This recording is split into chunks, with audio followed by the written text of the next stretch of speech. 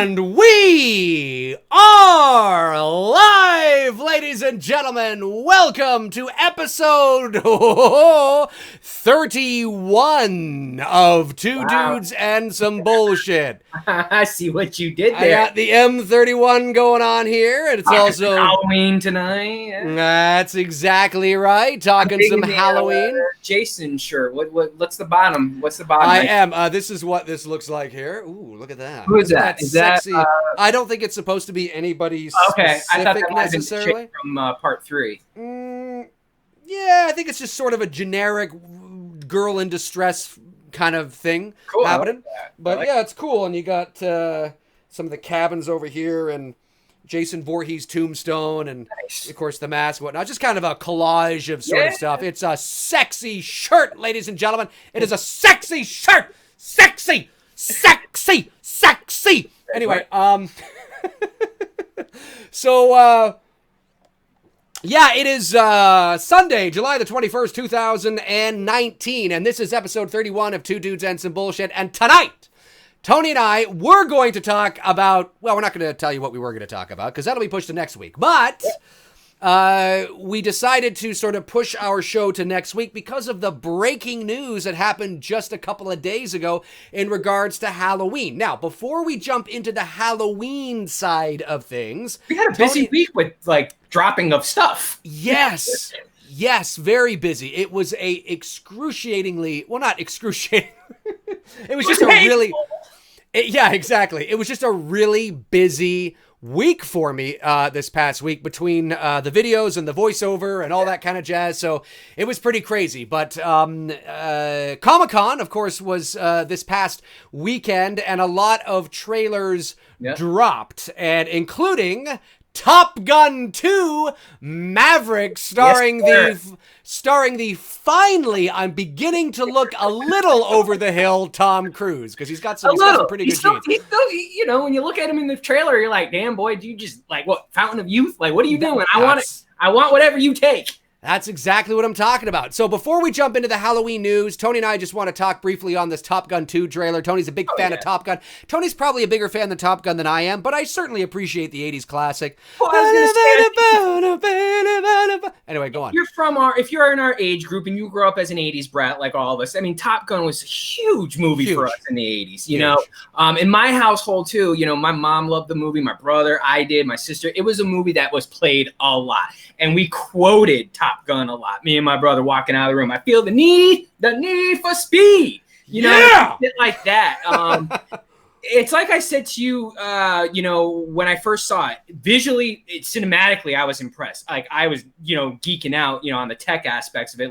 Wow, this just looks absolutely stunning. The film can be a total, as Dave would say, a shit show. It can be a disaster. But visually, some of the camera shots that they got of Tom Cruise in the plane was just holy fuck, hadn't seen that before. I think you, and even if you're not a big fan, and even the people in the chat room would agree, there are two elements that make Top Gun great from the 80s. One, the movie was fun. Two, you had a killer soundtrack. Absolutely. And if you don't have a killer soundtrack supporting this new movie, that's going to take away from what people I think are expecting from Top Gun Maverick. I'm not saying you have to repeat the exact same soundtrack, but I think you would agree that the Top Gun anthem, Take My Breath Away, and Danger Zone, those three songs.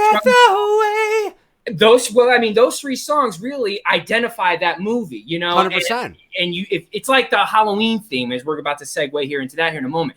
You don't have that. It's not really a Halloween Michael Myers movie, because that's those anchors, the soundtrack anchors to Halloween. The same thing with Top Gun. My fear is that they're going to go more modern. They might give us a little bit of some of the old school drops, but go more modern with pop music. And I hope they don't. I hope they recruit some artists and do like what Stranger Things did, pull some tunes that are from the 80s that maybe they didn't include in the first movie that they want to include in this movie. Because if you don't have that element to this Top Gun Maverick movie, I think that's where it could possibly fall short. Yeah, and you're right. I mean, the soundtrack to Top Gun is classic.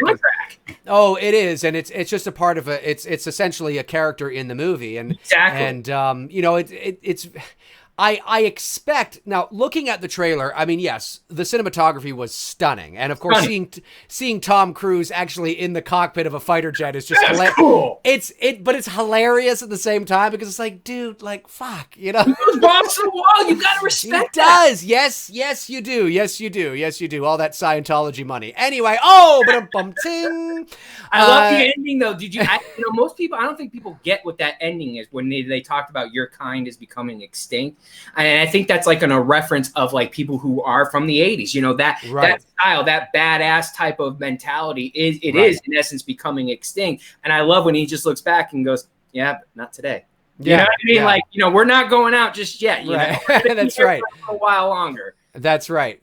Yeah, no, I took it to mean that as well. Yeah. And also too, you could go even beyond that and look at it as, like Tom Cruise or not, we're going to talk objectively here. And Tom Cruise is one of the last sort of remaining real movie stars from a certain era. I remember a day and age when, as you do as well, Tony, that often, people used to go see movies. I mean, yes, we always hope the movie is good and we enjoy it, but a lot of the times actors, you'd go see it for that actor. I mean, you'd go see it because, oh my God, it's a movie starring Harrison Ford. It's a movie starring Tom Cruise or, Tom Hanks, pick your, movie stars from way back in the day. So, but nowadays, not so much anymore. We're very, and not that it's necessarily a bad thing because the most important thing about any movie is a story. Yeah. So, I mean, we're very story sort of centric now. And if the characters happen to be really good or, the actor's good, then that's great. But Tom Cruise is one of those, because Harrison Ford, obviously iconic movie star, but he's 20 years older than Tom Cruise, so he's sort of, slowed down a lot now. And Tom Hanks is doing sort of smaller things now as well in terms of the big sort of blockbusters. Toy Story aside, but I think you know what I'm talking about. Yep. And so now you have Tom Cruise, who's sort of one of those last, it's like one of those last remaining kind of, bona fide movie blockbuster star. And he's still knocking it out of the park. I mean, to be fair, he's got some big, heavy, he's tapping into the nostalgia, and he's got the Mission Impossible. So people are going to go see that no matter what. So there are some variables in play that certainly help him along the way. But I think that ending line also kind of just, is a little nod to that as well. Is that there's not too many left. There's not too many guys left. No, so very, very few. I like the trailer. I'm looking forward to seeing the film. It looks like it'll be fun.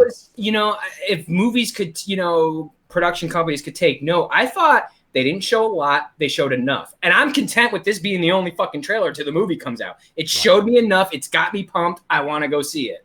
Right. Yeah, exactly. 100%. I couldn't agree more. Okay.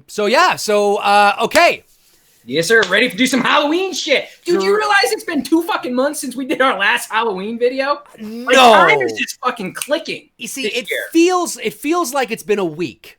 Because, I know, it does. because of the lovely, amazing people in the chat room and who ask Halloween questions all the time. We love you guys. So sometimes, even though we're not doing the main topic of the show is a Halloween-related topic, there's no doubt about 25 Halloween questions will come during the Q&A anyway. So I always feel like I'm talking about Halloween. Okay, so yes, just a couple of days ago, it was finally announced from Blumhouse and Universal that they are not just doing one Halloween movie sequel, to the 2018 film. They are doing 2, which was, there was a big rumor around that. Now, a few weeks ago, I had a source that told me that Blumhouse and Universal were in fact doing a sequel. That was all I knew. And I jumped online and tried to sort of be inconspicuous about it. And, people sort of got what I was trying to say. I said fall 2020 shape, blah, blah, blah. And then a couple days later, Collider picked up the story, not from me, but obviously they have their own sources as well. And then there was that Bloody Disgusting article that said that, yes, they're going to shoot back to back and they're going to release them in the month of October. Just 2 movies in the same month, 2020. I'm glad that been put to rest real quick. There was no way it was. I said to everybody, it ain't gonna happen. I'm not saying that the guy who wrote the article was lying. I'm not even saying that the guy who told them that was lying. I'm just simply saying that the probability of that is so low because of the logistical nightmare it would create in terms of marketing and cannibalizing yourself at the box office. There's reasons why it's never been done. Now, I'm not saying that it wouldn't have been interesting. And if Blumhouse, who continues to innovate, hey, that might be kind of cool to see. But from a business perspective, it's not really worth the risk. Yeah. It's unnecessary to do that. There's no logical reason to do that, really, at the end of the day. And actually, you create more problems than you don't. So that was confirmed that that's not happening. It's like, oh, geez, what a shock. And then, but they are doing 2 movies, so that is true. And David Gordon Green is coming back on to direct. All the usual suspects are supposedly coming back. Still no confirmation on James Jude Courtney yet, but certainly Jamie Lee Curtis and Andy Matichuk and Judy Greer are all but confirmed, essentially. Yeah. I gotta believe James. I think that's I would imagine so. At this point, making sure the contracts are in place before you get the official announcement. Yeah, I'd be shocked if they went entirely different with a different guy. I'd be stunned. I totally agree. It would be surprising to me if they actually did that. But then again, you look at the track record. I mean, really, George P. Wilbur's the only one who played him twice. It's true, and who knows what James Jude Courtney will be doing. I'm not saying Excuse me, with the amount of fun it looked like Courtney had playing Michael Myers, I would imagine that if you were to ask him, would you like to do it again, that he would say, yeah, I'm down for it. Let's fucking do it. Sure. Tell me when and where, and I'll be there. But who knows what else he's doing at that time? Maybe I would suspect he will come back. If it was a different director, I think the probability goes up that you might hire somebody else. I think that would be unnecessary, but each director has their own vision. And sometimes maybe they know somebody that they think, oh, you know what, maybe I'll get that person. But since it's David Gordon Green doing both movies, I suspect Courtney will return. But I don't have any confirmation on that, obviously, nor does anybody yet. So, so they released this little kind of almost this 1-minute Instagram sort of thing. And I mean, the titles of the movie, at first I didn't know if that was the title. I thought they were just saying Halloween's gonna kill it in October 2020, and then Halloween's going to end in October 2021. Like, that was sort of how I was reading what the voiceover was saying, doing a lot of VO myself. Obviously, that was my first thought was, oh, is it just sort of a fancy way? It's a matter of semantics. But no, these are the titles. So because I blabbered here for a few moments, before I continue to blabber, Tony, what do you think of the titles and anything else you want to add here that I just touched on? I have never been one to. I never really cared about the titles. They can call Halloween shit show for all I care about. I'm still going to go see it. That'll get people in there. Directed by Dave McRae. Exactly. Because it comes down to the movie and the story that's being told. The title is just really irrelevant. It's the title. Halloween Kills has a very 1980s ballsy title to it, so I'm kind of like, all right, kind of cool. Halloween Ends, it is what it is. I was actually waiting for at the very end of the trailer teaser, that whatever you want to call what we got the other day on Instagram that I tagged you in. Yes. I was waiting for it to then go to 2028 Halloween Reborn. Yes, that's right. Rebooted. Right, rebooted, reborn again. That's right. That is the inevitable. I mean, I think I saw your video here the other day. Like you said it perfectly. It's the end of this story we're telling. Does that mean it's permanently over? No, of course not.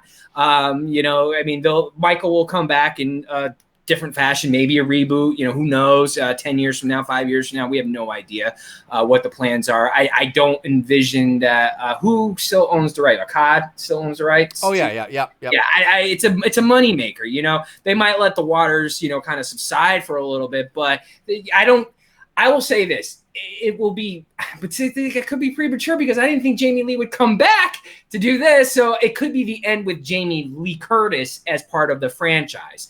But then, who knows, when it gets to the 60th anniversary, she might come back, you know what I mean? And fucking, it's then Michael and Laurie in the fucking elderly home, and fucking. She'd be going around with her walker and cane and shit. I was just going to say she'd be 80 years old.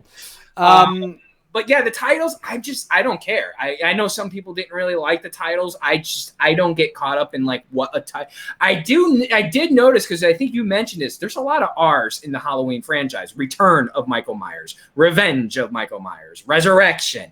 We got 3 movies that have R's in it. You know what I mean? Like, I'm glad they're not going the R route. It's time to retire. Let's find a new letter in the alphabet. Yeah, and there just seems to be a lot of cliched, overused subtitles anyway, like Resurgence, Redemption, Returns, Resurrection. Like, Halloween Resurrection is not the only movie in the world that's used the subtitle Resurrection, and so, or Revenge of something, or, and I'm just, so when I finally came to the conclusion that, oh, these are the titles of the movies. Oh, okay.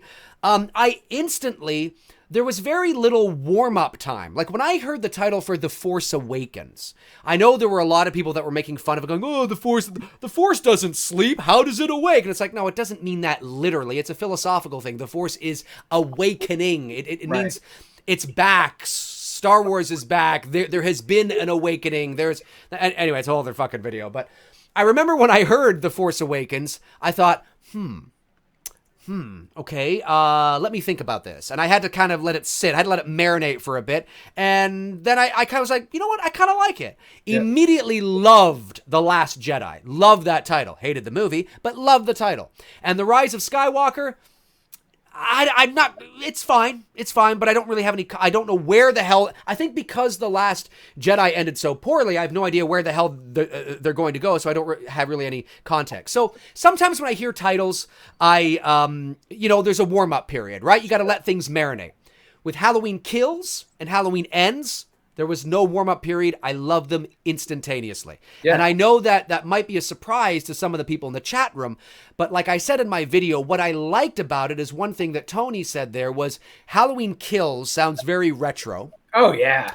And it makes a statement. It's very bold. There's no verbal clutter. It's just Halloween Kills. Now, I know a lot of people might think, well, what does it mean? Well, what does it mean when you hear redemption or resurgence or, revenge? I mean, Jesus, Halloween 5, The Revenge of Michael Myers. The Revenge of Michael Myers doesn't even appear in the movie. When you watch the opening credits to Halloween 5, it just says Halloween 5. So, I mean, yes, usually subtitles have, it tips your hat to something coming back. I didn't interrupt you there, but the opening title sequence, I went through it in my head. I'm like, oh yeah, you're right. It doesn't say that. I never even caught on to that until now. I'm like, no, it doesn't. It doesn't say that. So, I mean, obviously you don't want to name it something that has nothing to do with the movie. Like, you don't want to call Halloween, 4, The Return of Michael Myers, Halloween 4, Coke and Pepsi. I mean, obviously it's got to have something to do with the story, right? It's got to have something to do with the story. But at the end of the day, Halloween Kills, I think, is a play on, the term, speed kills, right? Yeah. Where you hear in the first movie, hey, jerk, speed kills. And it's almost like Halloween Kills, like this movie, but it could be interpreted in many different ways, right? You could take it as meaning that Halloween, that this movie's it's gonna be fucking crazy, right? Yeah. It kills, man. Or you can take it as this movie, because now remember, if David Gordon Green and Danny McBride, who is helping to write one of the 2 movies, if they're smart, it looks like they're turning this, even though technically it's the 4th in the series, it looks like they're trying to turn this into a trilogy. Well, if you're going to turn this into a trilogy, okay, then remember the 3-act play principle. The second act is always the darkest for our protagonists. Yep. So maybe Halloween Kills, maybe shit's going to go down.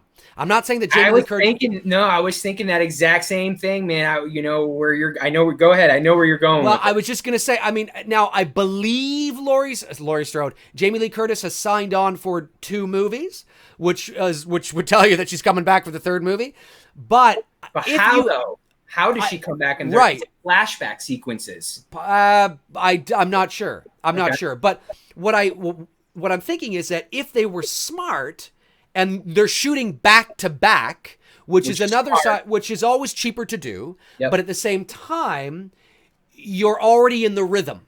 And sometimes if you have a cohesive story that is being carried over and there isn't necessarily a break, it's just kind of one long story that might be separated by two parts, or maybe there's some time that passes, but not, very long. Shooting back to back keeps your crew and your cast in rhythm and keeps that momentum going. So maybe they are going to lock this as a trilogy, even though it's not really. And this is the middle act, and technically the middle act is usually the darkest for our protagonist, so maybe some shit's gonna go down here, and then Halloween Ends, the third movie, is that redemption, right? Is that arc to come back up, and then it ends. Now, what are the details? Who the hell knows? We don't even have a synopsis, let alone a log line, or a log line, let alone a synopsis. So, if I were to have, but I love the titles. I love the titles. Bold, makes a statement. It's different. It's not resurgence, resurrection, redemption, revenge. It's something different. If I were to do, like you said, in Halloween Kills, which is supposed to be, like you said, the 3-part play, the darker of the three, I would lean more towards either Andy Matichak or Judy Greer's character, one of them getting offed. Having a moment. And if I were betting, it's probably going to be Judy Greer.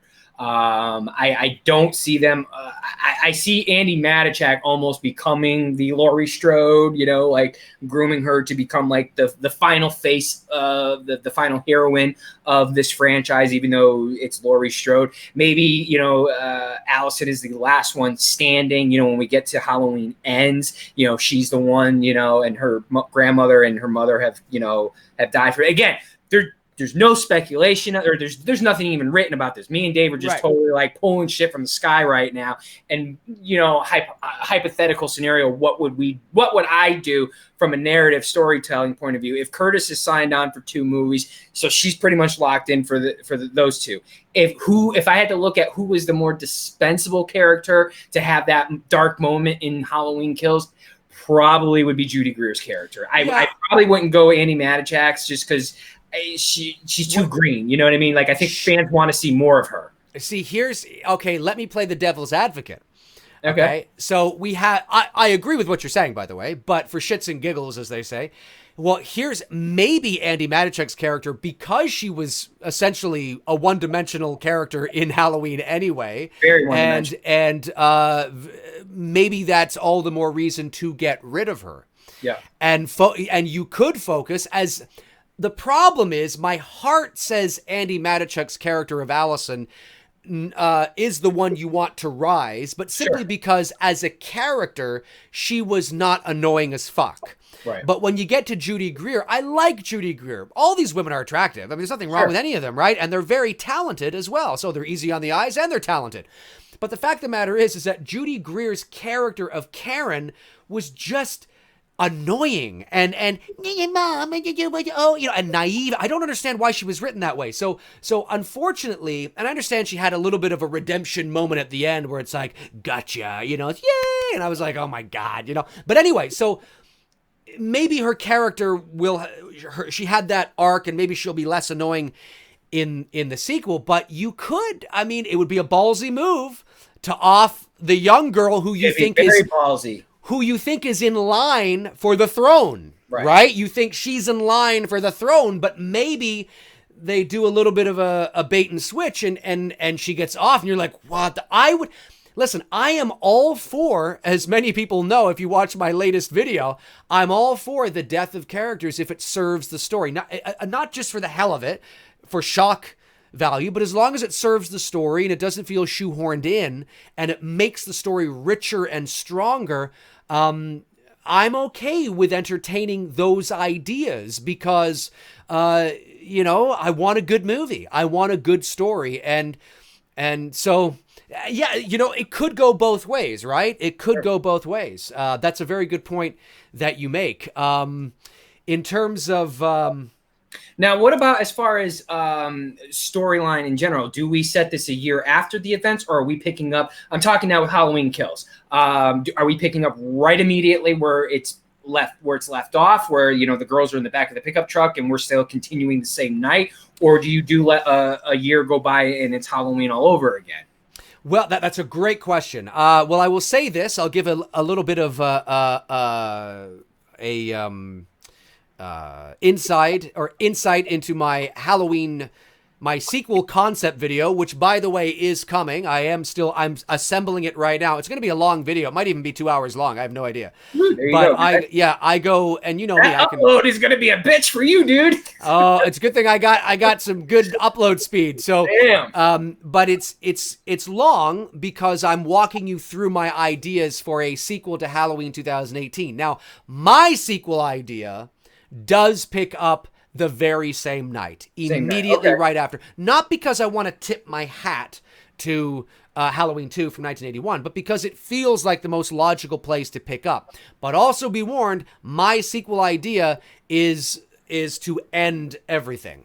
I'm going at it like I'm going to end it, and yet because we don't know their direction with these two back-to-backs could be all one film, just 4 hours in length. It could be, and that's why, like, we know that David Gordon Green and Danny McBride, I don't think it was. It's a matter of semantics here, okay? But there are some people that said they were going to shoot back-to-back sequels. No, they were never actually going to shoot. It was an idea they had. It was like, hey, can we do this? Is this something we can do? It's not like they set out to do it and then they stopped. They thought about doing it because they had this idea to continue the story afterwards. But they thought, well, hang on a second here. Let's not put the cart before the horse. Let's see if this thing actually is successful. And then we'll entertain the idea of whether or not these ideas we have still are valid and relevant. So I'm curious to know whether or not whatever idea they had to extend the story, whether any of that is going to appear in these new films, because obviously it's not just David Gordon Green and Danny McBride writing it. Now you got Scott Teems in there. You got another guy who's helping to write part 3, or part 4, depending on how you look at it. So, my sequel idea picks up immediately after because it feels organic that way, and there's a lot you can do.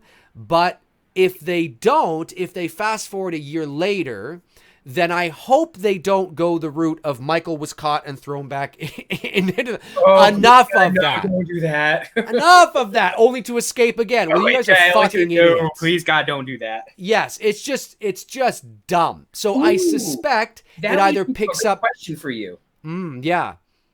Well, hang on. I just want to say I suspect it's either going to pick up the same night, so you don't have to justify him getting caught, and where he's been, or he's gone off into the ether and nobody has seen it. See, I always like to refer to the shape as it, and that was one thing about the 2018 film, minor detail, but one thing that I wish they had gotten right. When Laurie says, "I've been waiting for him, he's been waiting for me," it should have been, "I've been waiting for it, it's been waiting for me," because that also shows the progression of her character. Remember, Dr. Loomis refers to him as it at the very beginning of the original movie, right? And so it kind of shows that level of acceptance now, that she is now also understands and realizes that there is some part of him that isn't it, So anyways, what were you gonna say? The approach with Michael, I like that. And I agree 100%. Please, God, don't arrest him again and the whole escape nonsense. Oh, God, don't do that. No. But do you go with the approach of now we were told, this is from the get-go, that Michael is more human. This is not supernatural Michael. Are we going to look at possibility of like, okay, if it is a year gone by, are we going to be looking at hobo Michael Myers again, like we got with Rob Zombie's Halloween 2? Because, how are you going to explain, him having not, any hair and all this stuff like that? I mean, like, is he grooming himself? Like, these are things that, like, the reality of the scenario of a person that if you are going to let a year go by and he's not escaping, he's living out in the fucking woods somewhere waiting for his moment to fucking, come back. And how much of what happened to him in the last film is affecting him now. He's got, he's missing fingers. So obviously, you got that factor. How much blood loss, did he have from that? Who is he going to heal himself, and fix himself up? And are we going for some makeshift stuff here? Which is what I'm kind of hoping for. I'm kind of hoping for some type of Michael MacGyver fucking, he's putting himself back together, not some fucking hermit bullshit from Halloween 5. And I don't want hobo Michael Myers from Halloween 2, but more of like a hybrid of some sorts, what do you think? How should they approach Michael?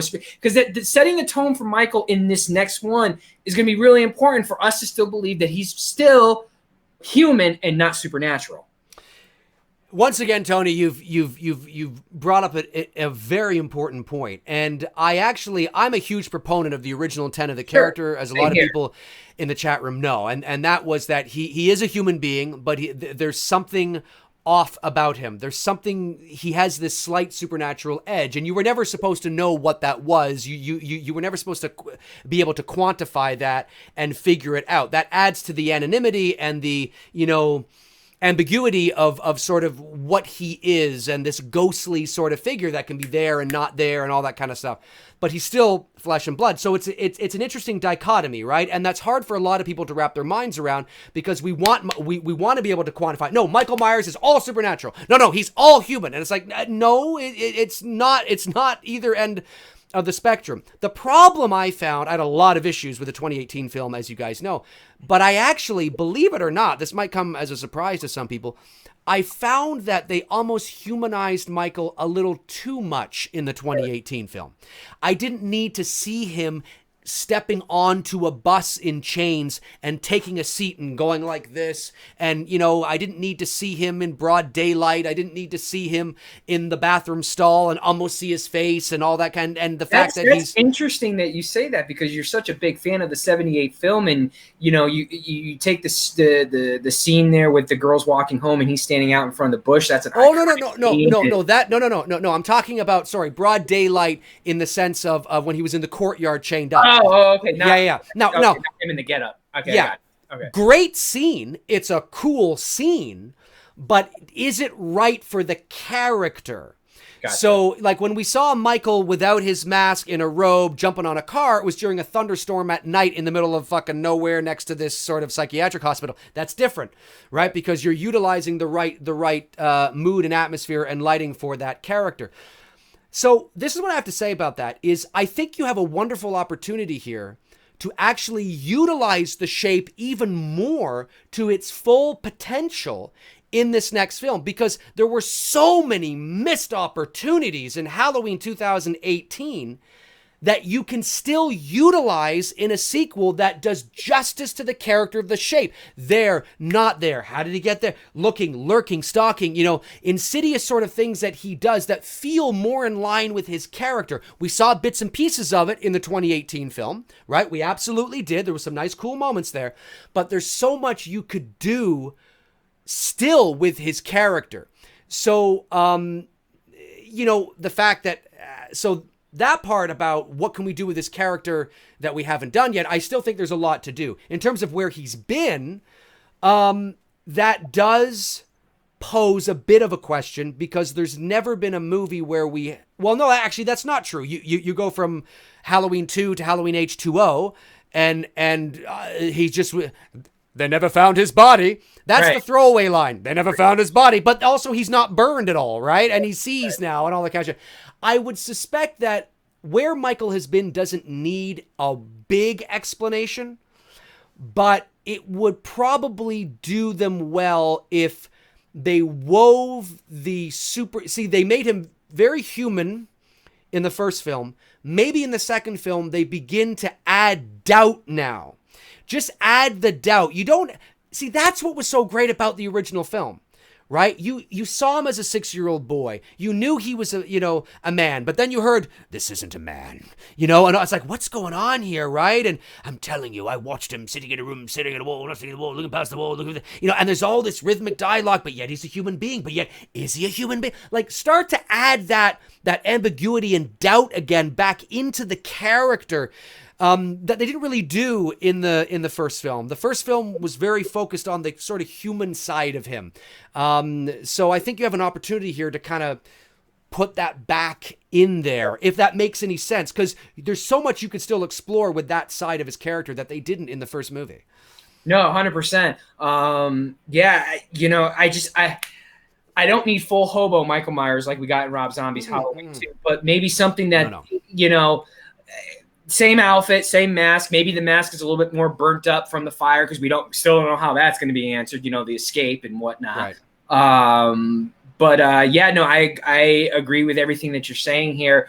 I had another question for you regarding the follow-up. Obviously taking place on Halloween night, continuing that aspect of it, right? You know, do we, you don't want to change, you don't want to next day, or you don't want it to take place a few weeks ahead of time, like continuing to keep it on Halloween night. Yeah. And I think, like, you know, I think it comes down to, it's entirely possible that Halloween Kills could actually pick up immediately after Halloween 2018. And then Halloween Ends is maybe a year later or something to that effect. To not have it, look, it seems, you know, a little unbelievable that these things always seem to happen on Halloween. What a coincidence. But it's Halloween. It's a Halloween movie. You got to have it take place on Halloween, or you have to have at the very least it in the fall environment leading up to Halloween, and then Halloween shit goes down, or, you know, whatever the case is. But once Halloween is done, like, you can't have a Halloween movie called Halloween and it's taking place in November.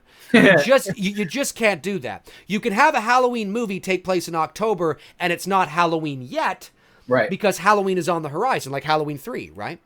But in order to, you gotta sort of, so there's this insidious sort of impending doom leading up to Halloween, right? But once Halloween is done, it's like, what the fuck are we doing? Roll credits, you know? I mean. So that's possible that they might do it that way. But I like the titles. I do. I might be in the we might be in the minority here, but so no, I've been seeing some of the people in the chat agree with us that the titles are, you know, I've always said this, you know, simplicity will always win out. You know, when you keep it simple, you're always going to win out. When you try to add in too much, and, you know, sometimes it can be forced, you know, like almost like it's forcing the title on it. These are just direct and right to the point. You don't need any explanation. The titles say it all. And like I said, I'm not a big person of, like, I get so wrapped up in titles. I don't, you know, try to dive deep and like, well, what does it mean? Like, I don't care. Just give me a good fucking movie. That's all I care about. And the one thing, no more fucking Easter eggs, man. You got them all out of your system in the 2018 film. Okay, if they were going to do one Easter egg, one nod in these films, all I want to see is Jamie's costume on some kid. That's it. That's the only fucking Easter egg that I would want to see going forward, because I got all the Easter eggs in the 2018 film. Let these two movies stand on their own and have their own identity. Yes, Easter eggs, I agree.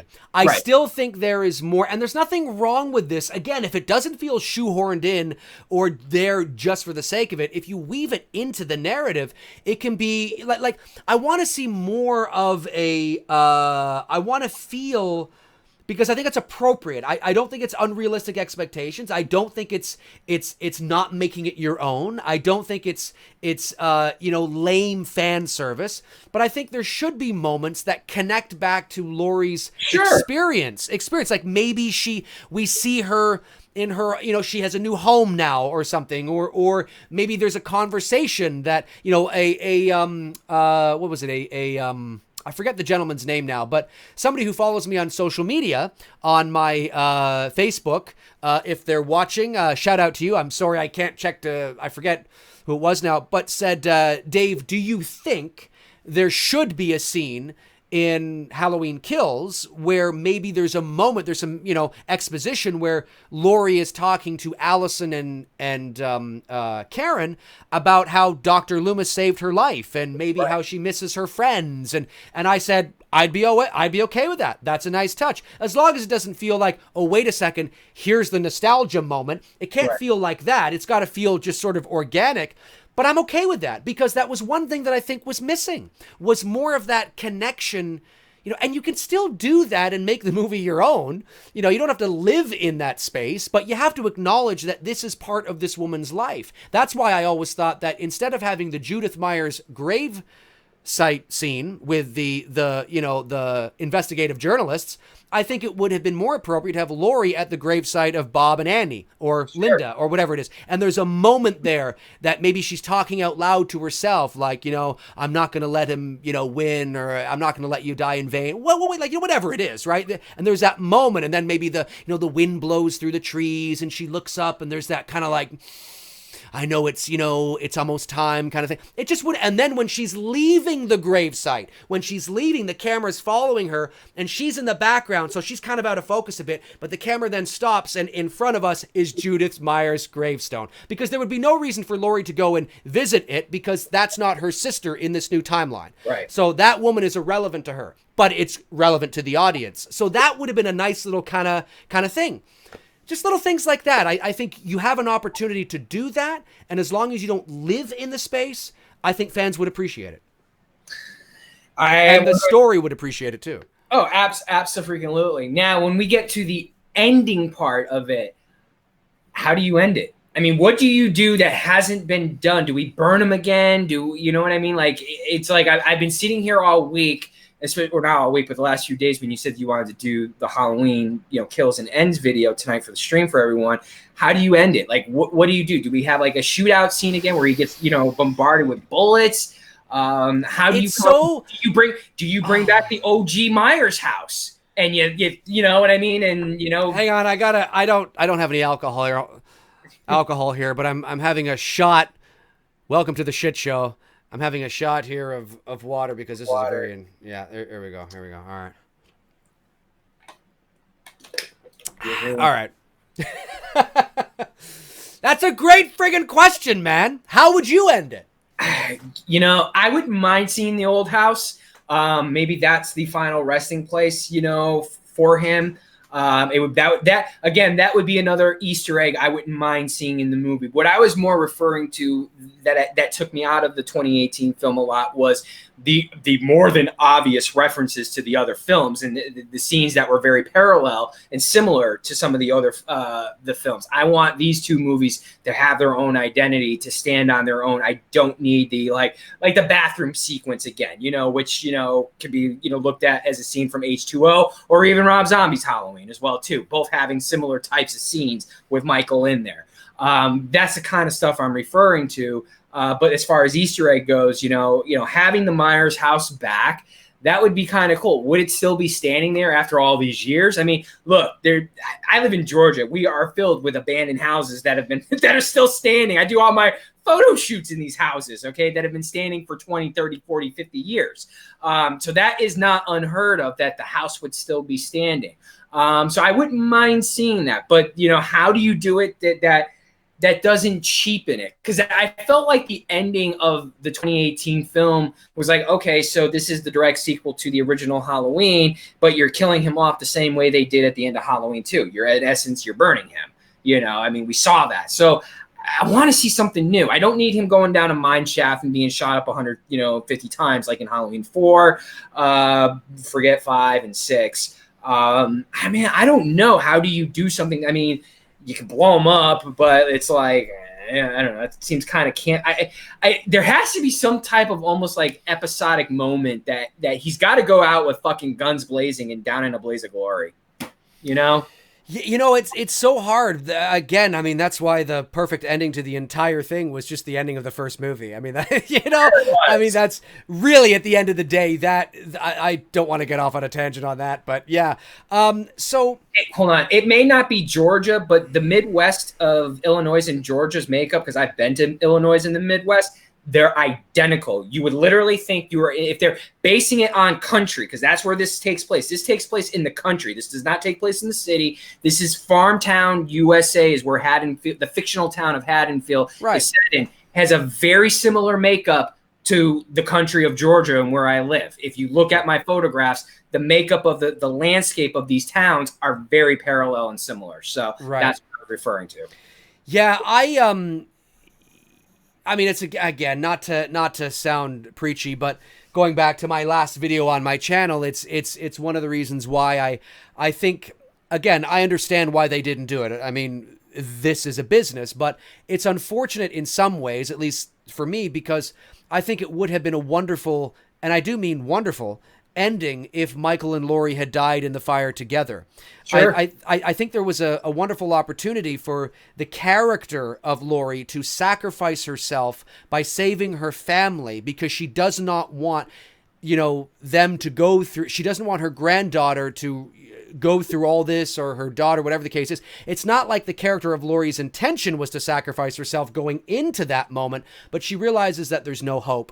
And she sacrifices herself, and she's struggling with the shape in the basement. Get out of here, babies. Go, babies, go. No, Mom, no. And the whole thing, and the music's playing, and we're sitting there going, no way, this isn't going to fucking happen, is it? And she's, she's jostling with the shape, and the fire is burning up the shape's mask, and you can see Laurie's hair begin to grab fire, and Laurie is screaming wretched screams, not just because she's fighting with Michael, but because of the pain from the fire, but she's saving her family. Holy fucking shit. That's how...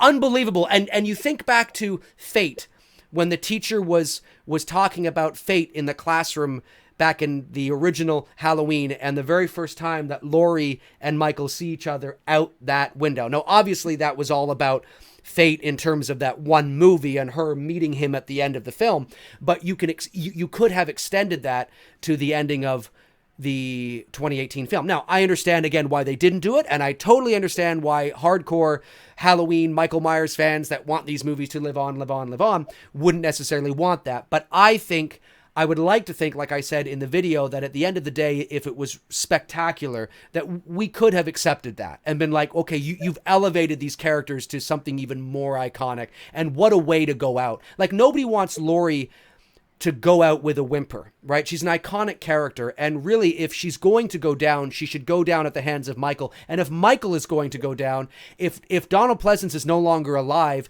then he should go down at the hands of Laurie. I mean, do we want him to go down in a blaze of bullets by some random cops we don't know? Do we want Laurie to just die of cancer off screen? Or do we want those things to feel complete, their arcs and stories to feel complete? And that's why I wish that would have happened. Now, obviously that did not happen for business reasons, and they're coming back. So I don't know what you do with this. I mean, you got 2 movies now, so they're extending this over 2 movies. They got to have some really good ideas. I wonder if they're not going to open it up now. I wonder if they're going to start moving out of Haddonfield, that Michael has left Haddonfield and has started to go maybe over to Russellville. Maybe he's heading to Russellville, right? And Laurie and everybody are hot on his heels.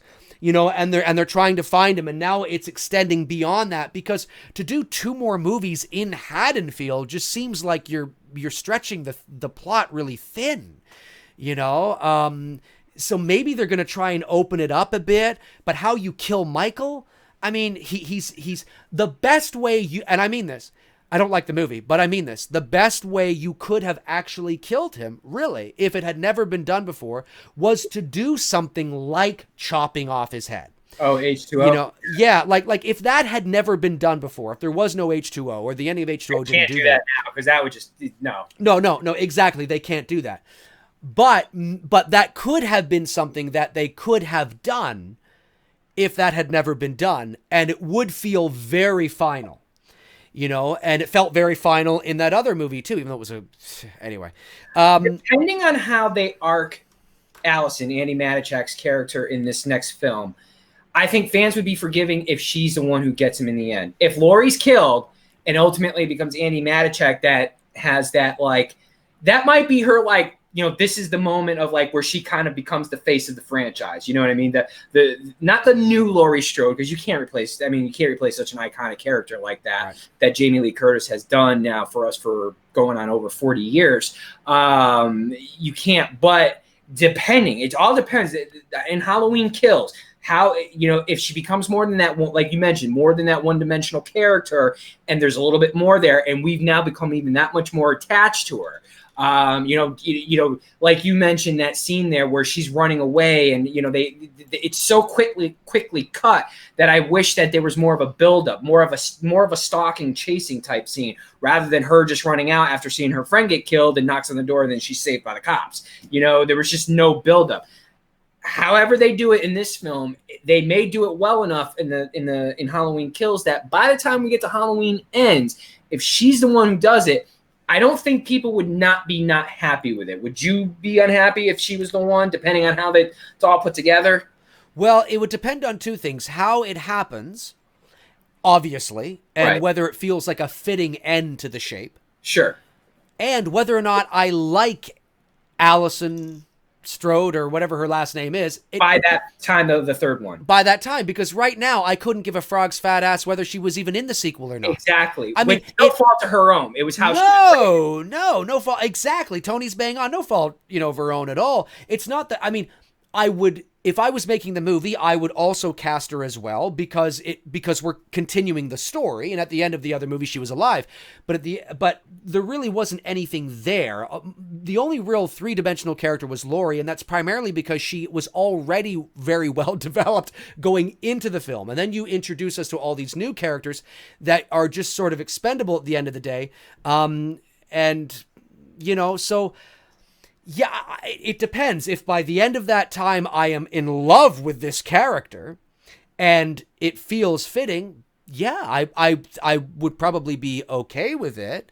But how he's off, I don't know. I'm not against, you see, that's why, like, I'm not against the burning thing. I know they just tried to do that. I'm not against it, but if hypothetically now, people in the chat room, follow me.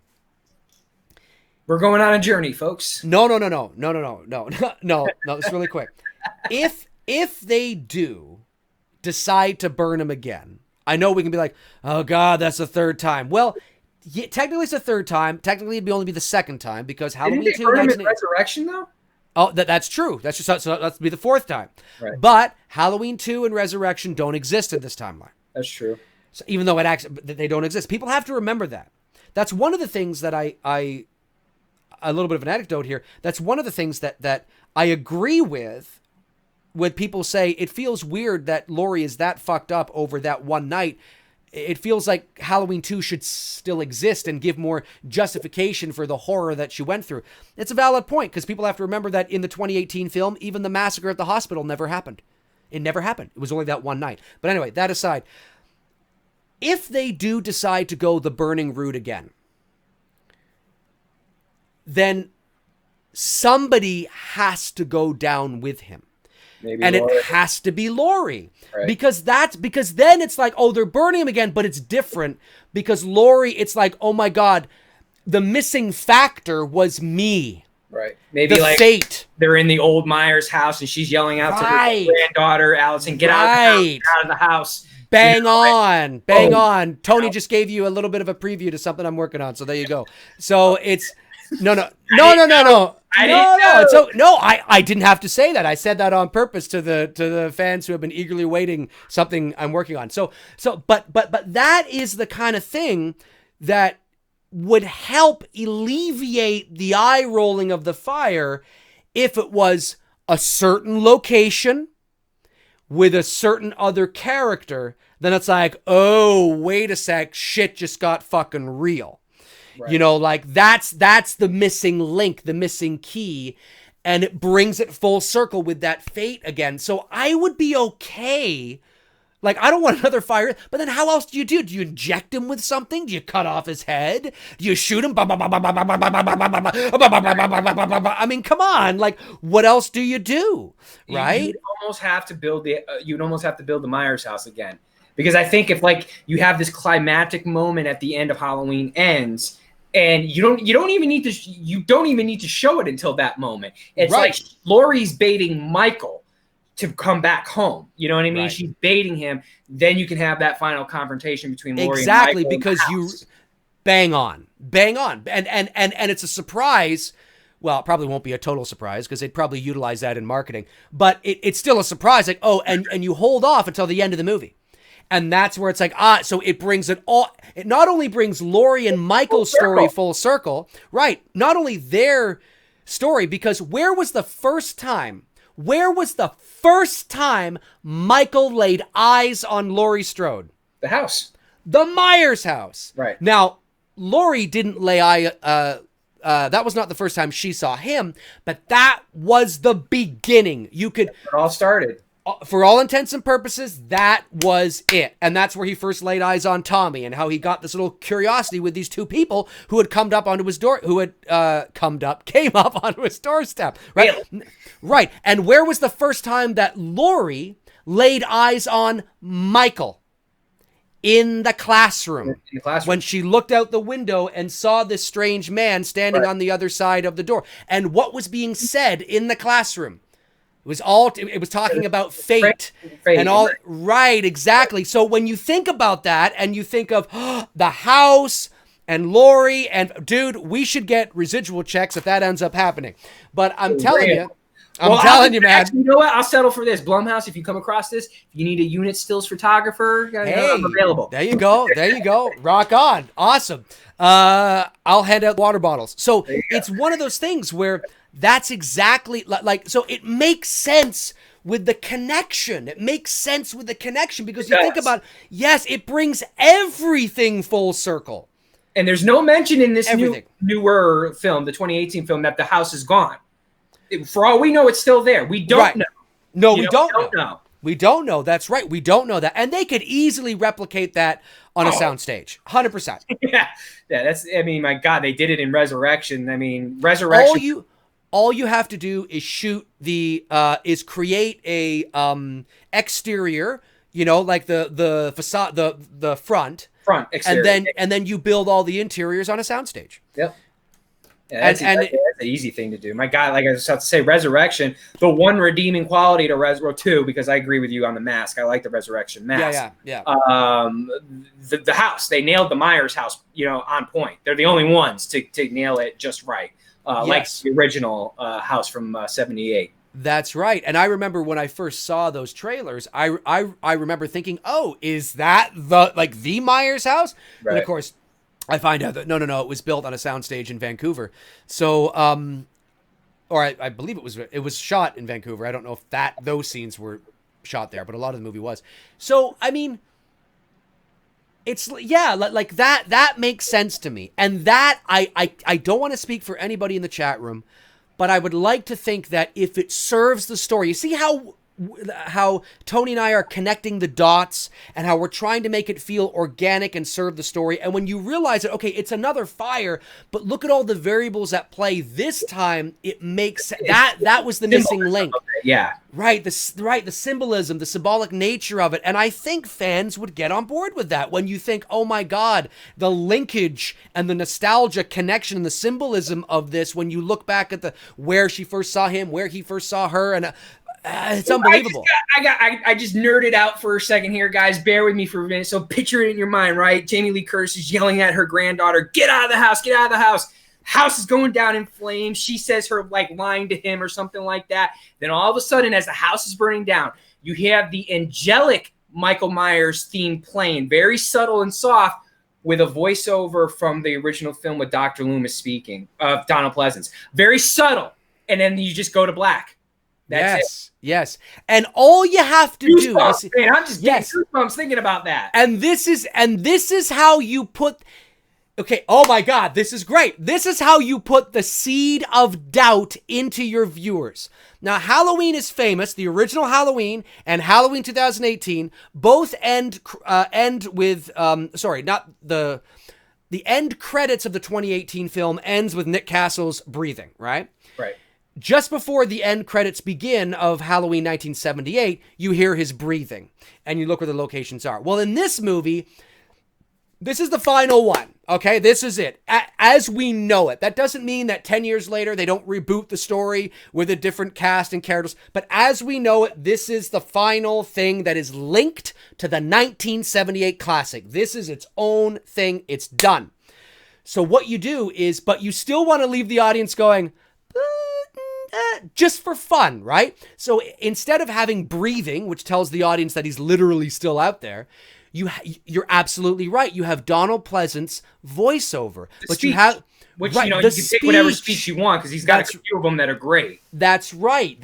And then you have, or I just saw something here, Quint Jenkins says the breathing stops. That's not a bad idea either. The breathing stops. Okay. I like your thinking, Quint, right? See? He's on the ball. He's thinking. He's like, okay, I get it. I get what you guys are talking. But you have Dr. Loomis's speech, or maybe you have his breathing stop after the speech. That's another thing too. Oh, I like that. Yeah, where you hear Loomis's speech. That's not a bad idea.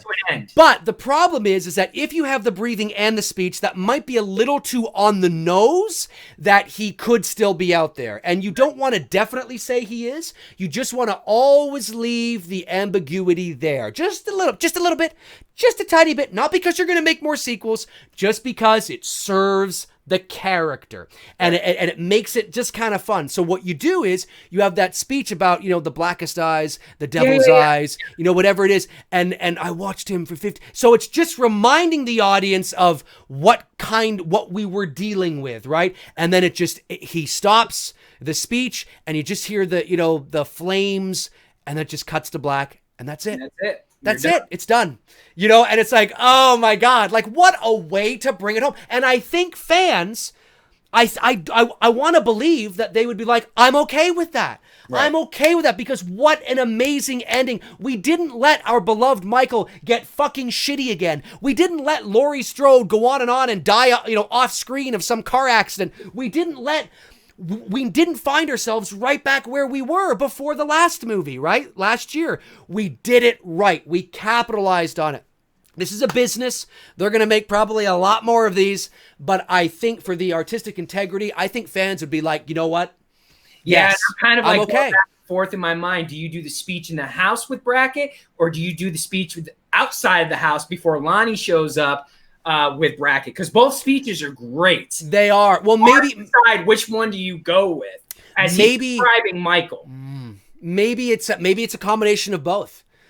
That's not a bad idea. Taking the elements from both of the speeches because they're both great. They're Deborah Hill wrote. Deborah Hill wrote those speeches. I thought Carpenter wrote that. No, and Deborah, she wrote this. She wrote this. You have to look that up. She's the one who wrote the speeches for him. Really, I thought. Yeah. She was his script supervisor. She wrote that speech for Donald Pleasance. Because I thought she wrote all the directed it, of course. But. Yeah, I thought she wrote all the girls' dialogue but she did do the speech. You have to check that out. I will look it up. My understanding was Carpenter wrote all of Loomis and Deborah Hill wrote all the girls' dialogue. So I will look that up. That's news to me if that's true. They were also banging each other at the time too. So they were. They're probably been like, "Hey, what do you think of this?" Okay. It was probably a mixture of both. But nonetheless, that would be a really amazing ending, and it's very similar to something that I'm working on. So that's what's so great. To all this is not having her here a part of this. That's really the cherry on top of this awesome Sunday that we're getting here with the Halloween, franchise right now is just not having her a part of this would have been.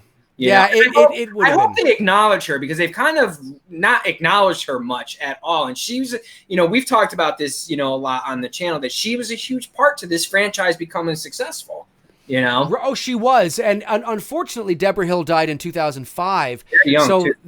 Very young, in her 50s, I think. So that was, 2005 was the very year YouTube was launched. Social media was not really a thing. There were no smartphones.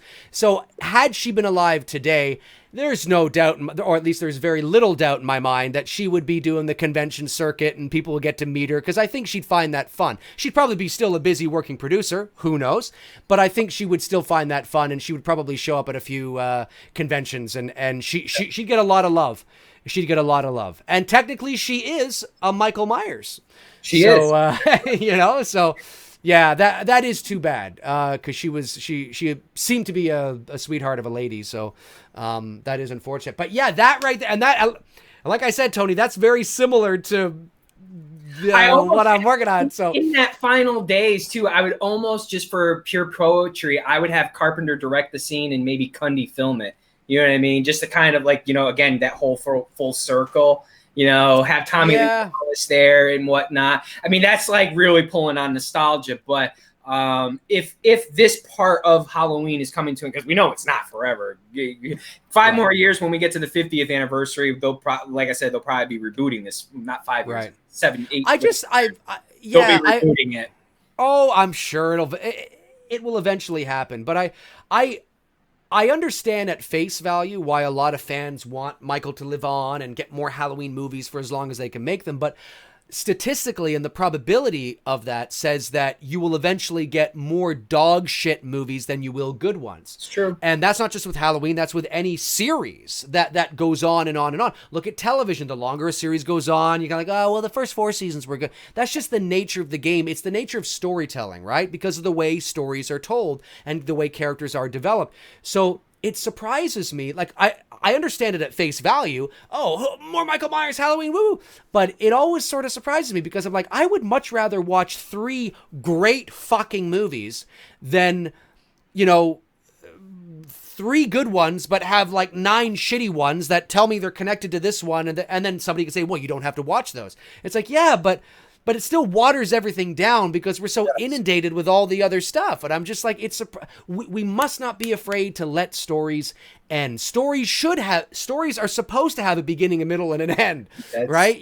So story. It's okay, and it makes it more valuable that way, and it makes our characters go out on top. I mean, for those of you that don't like what's happening with Star Wars right now, I really enjoyed The Force Awakens for, what it was. Wasn't a fan of Last Jedi. But for those of you that despise what Disney is doing right now, that is a prime example for you. What I'm talking about is that, what if it just stopped at Return of the Jedi? Oh, no. They got to go on and on and on.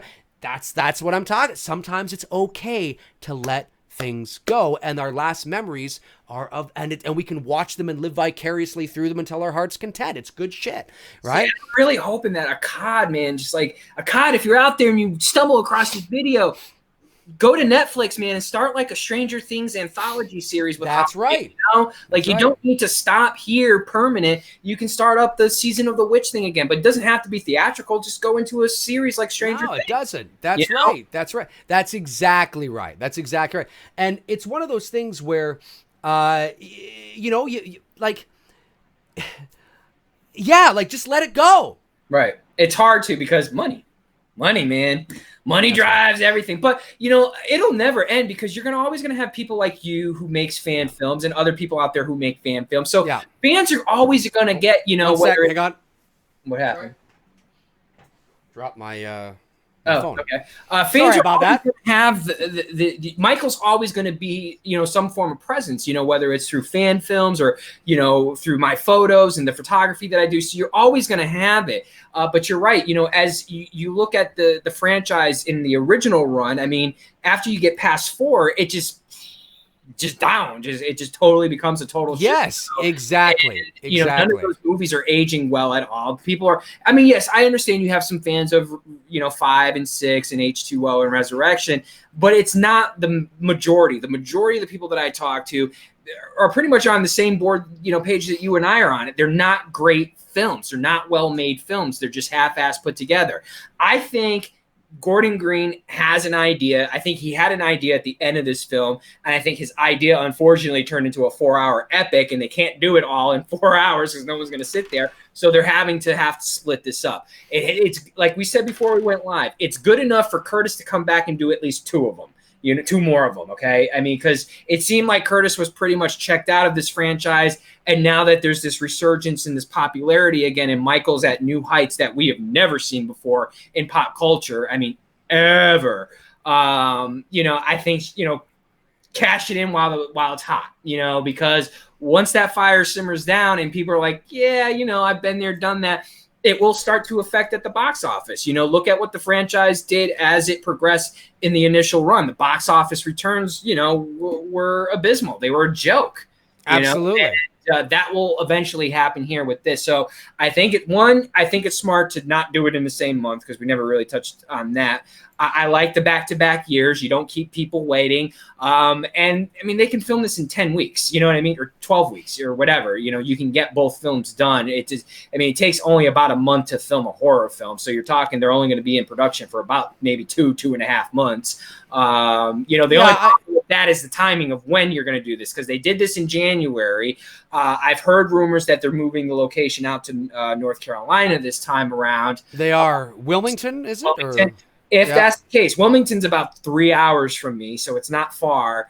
And if that is the case, depending on what they depending on the time of year. If they wait till like January, it's just going to be dead and bare. They've got a window of like between November and December to really get this film done, to one, to have the autumn feel, and two, not to get, super, cold and bare trees, because you don't want to have it totally dead and not have that October film feel to it. So as long as they have everything together, I can't see why they can't start production come November and film it from November all the way through the end of December. Yeah, I mean, shooting 2 movies back to back, obviously, there might be a bit of a break in between the films, a week or something like that. But I would imagine that they shot Halloween just basically 4 weeks. Maybe they might be able to take their time a bit more. 6 weeks. Yeah, you're right. I mean, you're probably looking at a 2.5 month shoot, maybe 3 months, because you're shooting 2 movies. Yeah, that's entirely possible. Listen,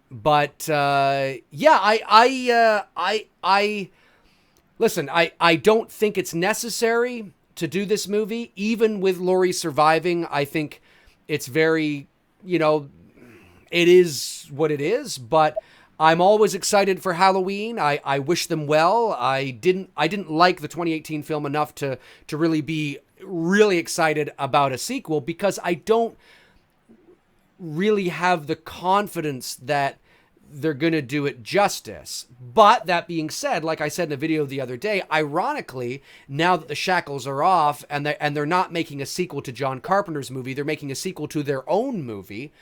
Ironically, I might find myself enjoying this movie more, because I can let sort of just things be what they are, and take it on its own merits, even though, it's might be a bit different. So I'm going to be talking about it. We're going to be talking about it. Oh, yeah.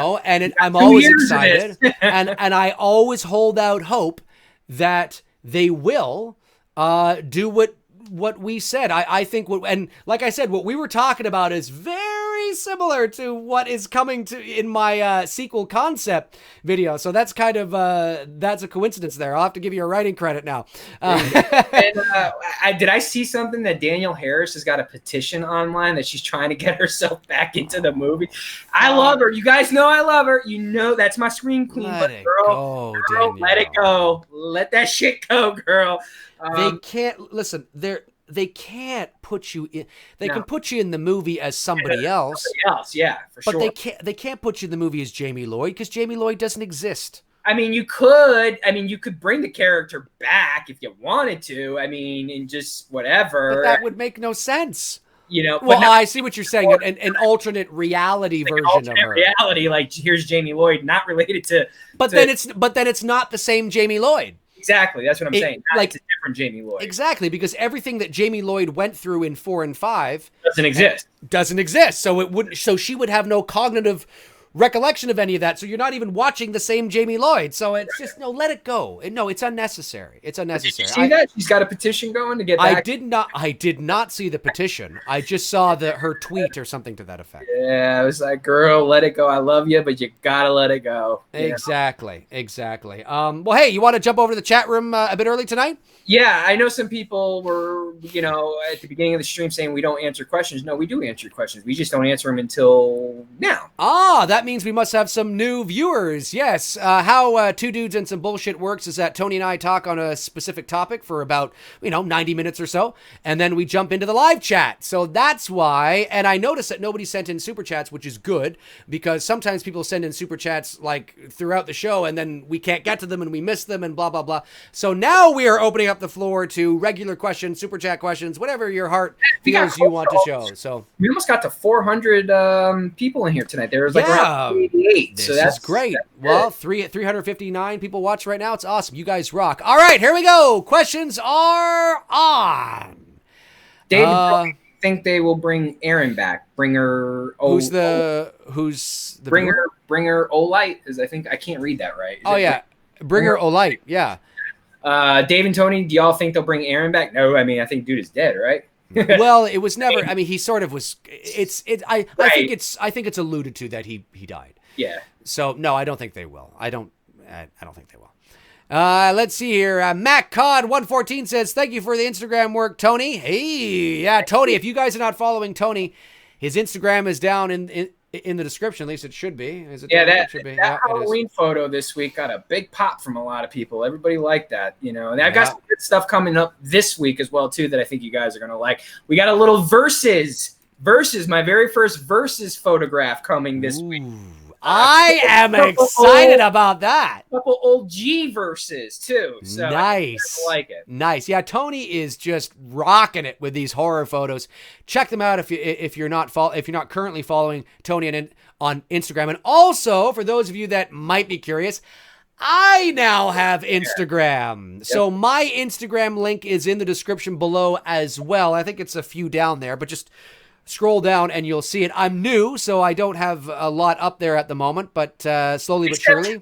I always like stumbling across that shit after I've smoked and I'm at that like right level of highness, and I'm like, and then I saw your Jenga shit, dude. I was in my pants laughing, man. Anybody who is go to his Instagram and watch the Jenga video. Fucking shit's hilarious. Yeah, it's for those of you that obviously are our age or a bit older will definitely remember. Well, Jenga is still around, but you'll definitely remember that commercial.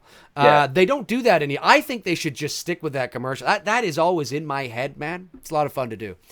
Let's see here. Bobby Hall says, I recently checked out Tony's photos. I'm amazed by the quality of them and how detailed they are. They look like publicity photos for the movies. Yeah, Tony's awesome, man.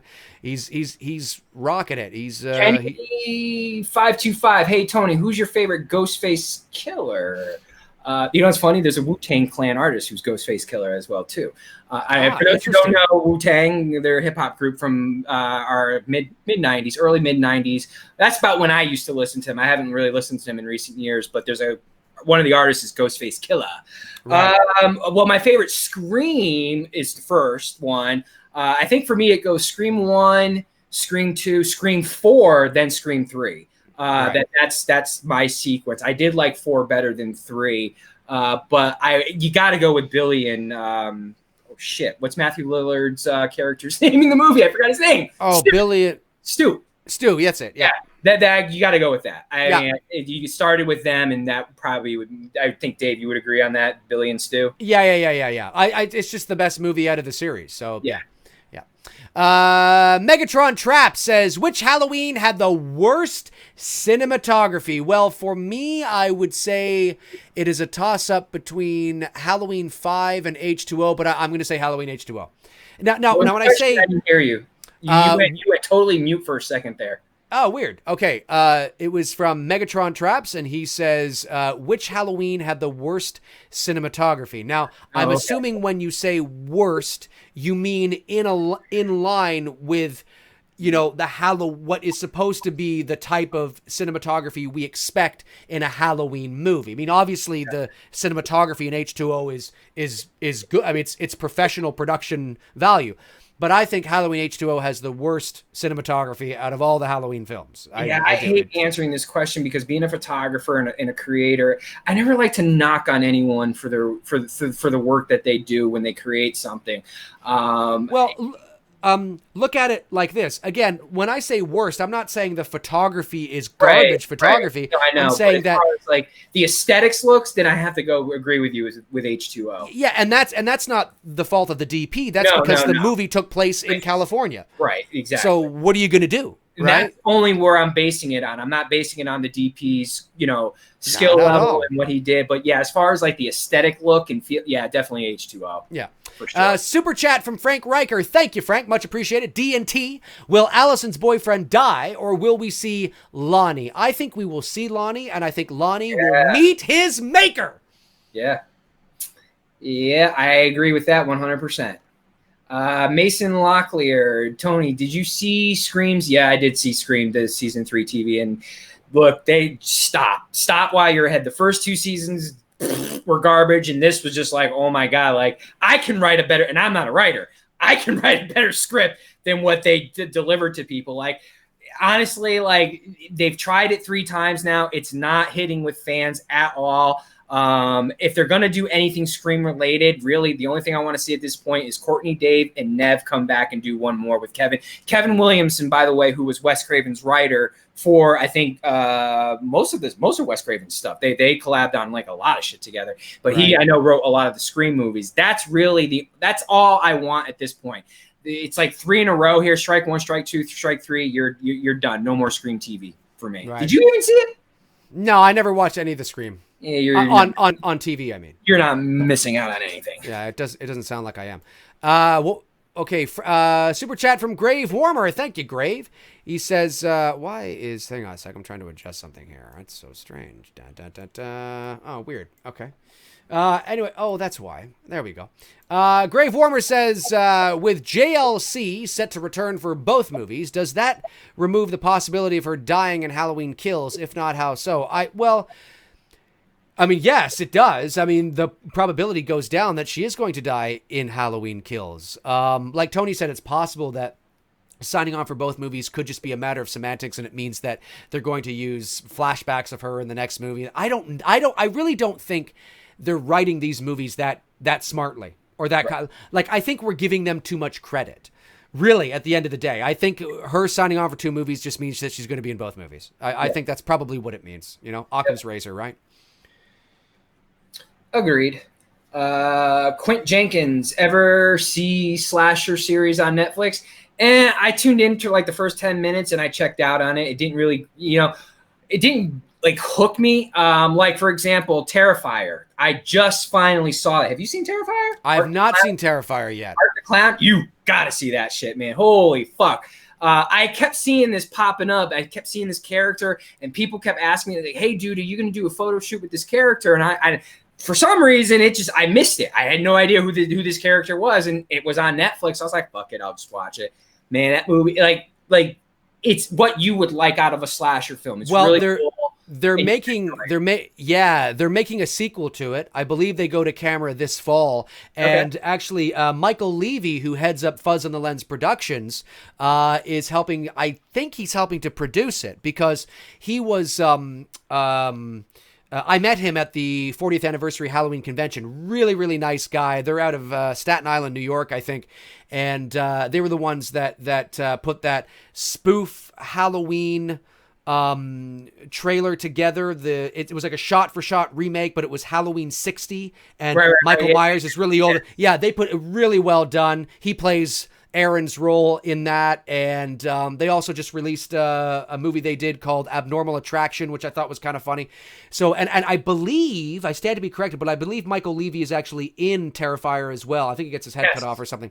Yeah. So anyways, really nice guy, and they're going, not just them, but I think they're helping to produce it. I think, Michael, if you're watching, or if you watch after this, I probably got that wrong, sorry buddy. But I believe they go to camera this fall for the sequel, so I definitely have to check out Terrifier. Cool. It was a great, first of all, thanks everybody for suggesting it to me. And yes, I am totally going to do a photo shoot with that character because I fell in love with it the moment. You guys were right. Everybody who said, Tony, you're going to love this. This is right up your alley. And 100%, it was such a good flick. And Dave, seriously, bro, I know your taste. You'll enjoy it. All right. I'm definitely going to check it out. Tommy Ricknell, thank you, Tommy, for the super chat. Much appreciated. Says, is there a chance that they are going to explore Michael's childhood, etc. in the sequels? I hope there's always a chance, but I hope they don't. Yeah, I hope not either. You don't need, less is more. Like we just said a while back, you don't need to go in depth. I don't need to know. It's always better to have less. Keep the audience guessing. Mystery of the mind. Make us sit here and talk about it. What could this all mean? Exactly. Keep the ambiguity and the anonymity of what the shape is. What makes him this way? I mean, excuse me. He's human, but how does he do that? It's so eerie and weird. And what? Keep that like that. We never need to know.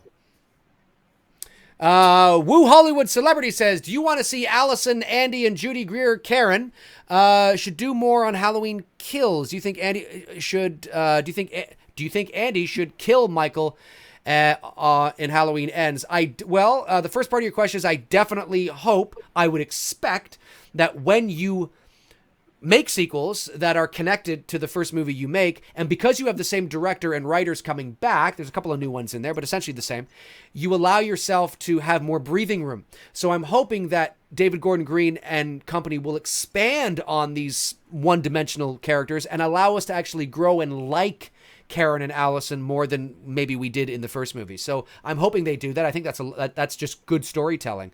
And should Andy kill Michael in Halloween Ends? Well, Tony and I were talking about that. I mean, maybe it's an option depending on the key thing with writing Andy Matichak, Allison's character, is how are you going to deliver her in Halloween Kills? Right. Will it make sense for Halloween Ends to have her be the one? I still think the poetic ending, like what we were talking about here a few moments ago, of the setup, it all leads back to the house, and it's Laurie and Michael, final showdown, and that's that. But they could go the other route depending on how her character's written. If she's not so one-dimensional in this next film, then I'm open to it. I'm not close to the idea of it. It really just depends on how she's written and what we get. Yep, exactly. What's there? Super chat, Frank Riker. Thank you, Frank. D&T, as a Generation Xer myself, I noticed that we tend to be able to let characters we grew up with go. Why won't some do the same thing?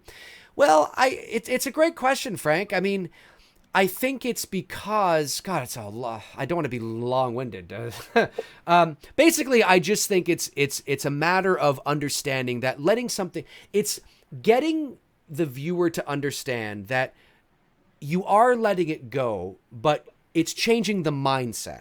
Yeah. You are actually doing the character and the series justice by giving the character and the series more quality than quantity. I mean, everybody loves Black Christmas, right? At least those who've seen it. I can't say everybody, but that was one movie. It's a great movie. It was one movie. And I think there's something to be said for, it's all about getting the viewer who may not understand the value of that to see it from a different perspective. That it's not about wanting characters to die because we hate them or don't like them, or, it's about preserving, the integrity of the franchise. And it's not that bad sequels take away the good movies. They don't.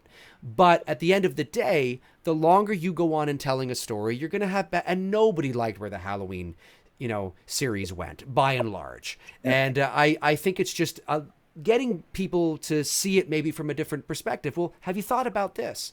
And sometimes you go, you know what? That's actually true. Now that I see it from that perspective, that does make sense, But not everybody will agree. Sometimes people are just like, I don't care. I don't care if the movie's good or not. I hope it is, but I don't care. I just want more. Yeah. Fortunately, I'm just not that person. But I don't know, Tony, do you see it the same way, or how do you see it? I can't even add anymore. That's 100% agreed. Yeah, I think it's just it is a generational thing a little bit, but I think it's just getting people to see the other side and understand that good storytelling has a beginning, a middle, and an end. Yep. Okay. Mark McCatherine, Tony, are you going to be doing a fan film with Friday the 13th Jason Part 2? Support the SAC. That's right. That's my campaign. Support the SAC, because that's my favorite Jason. I am. My buddy Devin. Support the SAC. That's not the SAC you're thinking of. Right. Yes, my buddy Devin's writing the script right now, the outline. And I got the permit to film at the shooting location for where they filmed Friday the 13th Part 6. The campgrounds up here. I got awesome. So I got the permit for that. So now we're just getting the outline together. Probably going to be shooting it in the fall, because right now their summer season is just like, it's camping. Kids are there. Oh, of course. Well, that's when you go and do it. You get your buddy to fucking walk around and tear some fucking kitties up. Dave, the money they wanted. I was like, okay, what about so I was like, that's for my ballpark, like when they were before, I was like, shit, this is a fan film. Like, I ain't rolling in that deep of pockets. So right. So it's probably gonna be done in the fall, and now it's just putting the right story together. And yes, this will be picking up right pretty much from where Part 2 ends. It's not gonna be Hockey Mask Jason. It's gonna be the SAC Jason. But the SAC is gonna be a little bit more weathered, a little bit, kind of like what you're seeing in my photographs right now that I'm using, because that was my one little pet peeve from Part 2. As much as I love it, as much as it's my favorite Jason, the SAC just looked too new for a guy who lives out in the woods and is supposed to be a hermit. It should have been a little bit more weathered up. Yeah. Exactly, kind of like what I've been doing with it. So yes, it is in the works. It's in the making. There's just a lot of red tape that, as Dave knows, he's done fan films on location. You got to go through a lot of red tape to get the proper permits to shoot there. You can't just show up and shoot. No, you can't. Well, I mean, you can, but You can, but yeah, but you might run into some problems. Yeah, exactly. No, that's cool. That's awesome. Let's see here. Mike Carr says, I think Laurie will find out Michael is alive and in hospital, and it goes from there. Then Halloween ends back in Haddonfield. So you think Michael is alive and in the hospital? Interesting take there. Savage One says, hey Tony, you ever seen them filming the first 48 in Atlanta? There's always episodes there. Do you know what the first 48 is? I don't even know what the first 48 is. It's a documentary series that follows the first 48 hours after a homicide or whatever. Yes, yeah. No, I haven't seen that. The movies that I have seen them filming were Avengers: Infinity War and Avengers: Endgame. Stranger Things, obviously, I saw them film that. Fast and Furious, before Paul Walker died. I saw them on set with Paul Walker. Very cool. Because they took their things, because they were here in Atlanta that weekend before the Thanksgiving break, before he died in the car crash. They were here, filming some scenes and whatnot, and we saw all that shit. And then getting the news a few days later that he died, we're like, "What the fuck? We just saw him." Yeah. But they're always filming so much stuff here. I mean, you can go out every weekend and you're gonna find them shutting down because, in fact, right now they just shut down Centennial Park because Leonardo DiCaprio is here and Jonah Hill. They're filming the movie that's based on the bombing that took place in the Olympics for here in Atlanta. Okay. So yeah, there's a big, with Leo in town, there's a big, hoopla, and everybody's on the hunt for Leo sightings right now. Of course. Very cool. A couple super chats came in here. We got Robert Thidoff. It says, I just realized on IMDb that the Emilio Estevez lookalike in Halloween 4 for the Vincent drug scene is the Tommy Doyle character. Actor is Danny Ray. Yeah, this is the problem I have with Halloween 4's version of Tommy Doyle and Lindsay. I didn't even know Tommy Doyle was in Halloween 4. Well, like that girl in the car with Rachel and Jamie is supposed to be Lindsay Wallace. But the fact of the matter is that the scenes where the exposition where that is revealed, it has been cut. Now, Rachel refers to her friend as Lindsay, but any sort of insight into, oh, it's that Lindsay, oh, it's that Tommy, doesn't make it into the movie. Right. So from a certain point of view, I'll Obi-Wan Kenobi this, from a certain point of view, is it really them? Because if you watch the movie on its own merits... Age-wise, yes, it could be. Well, age-wise, sure. But if you watch the movie on its own merits, this is just my friend Lindsay. This is Tommy working at the... Like, you don't necessarily are able to make the connection within the narrative itself. That came out well after the fact. I can guarantee you anybody watching the movie in 1988 didn't think, oh, wow, there's Lindsay Wallace and Tommy Doyle.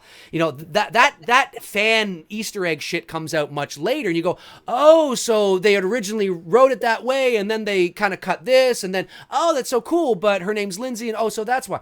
So I never, ever watch Halloween 4 and think to myself, there's Lindsay Wallace and there's Tommy Doyle, because it's in some ways it's actually not, because we don't ever get it. Right. We don't get that line of like Lindsay saying like, yeah, back when I was a kid, this happened, or Tommy, you don't see Tommy have any dialogue either saying like this happened. You know what I mean? Exactly. So I just don't. Look, if that helps fans feel better about the movie or whatever, or think, okay, fine. But when I watch that movie, if it's not in the exposition, if they cut that out and there's no reference to it whatsoever, well, then it's I mean, to have them in the movie, you would only have them in the movie if there's a moment in the movie where you're tipped off to it. But if you remove the tip off, then they just become a Lindsay and Tom. Yeah. So that, but yeah, no, thanks for the super chat. Robert, that's how I feel about that anyway. Another super chat came in. Sorry, I'd like to get these super chats because I don't want to miss them. Percy Pierce. PC Pierce. PC Pierce. Sorry, PC. PC Pierce says, the one-shot house-to-house kill scene from H-18 has such a lack of motivation. Do you really think, from 1978, not the sequels, would have killed strangers with that level of randomness? I think Michael... Oh, okay. I know what he's talking about. Yeah. I know what you're saying. Yes and no. I think Michael would have killed at random because that's pretty much what he was doing. But I think he would have played with his prey a little bit more. There would have been a little more of a boogeyman, ghostly sort of, insidious nature about how he was stalking. He wouldn't have just kind of just went in, ba ba ba, out, went in, ba ba ba, went out. Ba, ba. It's a cool shot, but it isn't really his MO when you think about the first movie. It is a little off in that regard. So I agree with that. The only odd part, like I loved, first of all, as far as cinematography goes, I love the Steadicam shot, Michael going into the house, the little Mrs. Elrod moment with the chick and the curls and all that stuff. That was great. The baby moment there when we're all like, fuck, is he about to off this baby? Like, we all took a deep breath like, shit. So you get that one Michael having like a morale good moment, where he doesn't kill the baby. That was okay. But then, I hate saying this because I know she's your friend there, but the girl who gets at random where he goes into the next house and kills her. Marion Singh. Marion Singh, yeah. Marion Singh, yeah. I'm sure it was cool for her to be in the movie, but it was just such a fucking random moment. Like, all right, like we're just adding another. Like, are we going like the 80s were notorious for that, adding it like they did that with Jason Lives. Okay, they went back and reshot the scene there, the couple on their little scooter and having wine in the woods. That wasn't in the original cut. They added that because they wanted to up the body count. That's right. And I thought, like, again, in the 2018 film, maybe that was just kind of a wink and nod to that era of horror films where we're just gonna throw in an extra body count right now and just kill off this woman for no reason. Yeah, I think it was, and I also think it was a conscious choice to just have him that sort of force of nature, kind of just boom, boom, boom, boom, boom, boom, boom, boom, boom, and the Marion death in the movie. She's a sweetheart, by the way. She's so fun and so just awesome, great personality. I think her death was actually one of the coolest in the film. It was actually a cool death, for sure. It was a cool death, a very random moment. But you're right. Now, if you jump to Halloween 2, 1981. The girl on the phone that Dick Warlock comes in, into the house and kills her in the neck. Right. That was random as well. But why did they put that in there? Because they're upping the game because of Friday the 13th, right? So they feel, okay, we need to up the blood, up the body count, up all this kind of stuff. So it's definitely always for that. I mean, for sure it is. Sure. Okay, we'll get to the other super chats. Just 1 second. Let's get to one that isn't. Hey, Dave, Tony, what are your thoughts on a possible Child's Play sequel? Are you talking about a sequel from this new film? I'm guessing. Who's the viewer? Pounds with a Z at the end. Yeah, Pounds with a Z. Sorry, and the question? With a Z. Hey, Dave, Tony, what are your thoughts on the possible Child's Play sequel?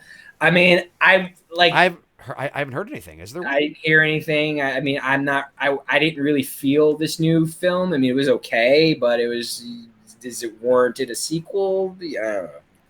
Dave, do you think? I mean, did you even see the film?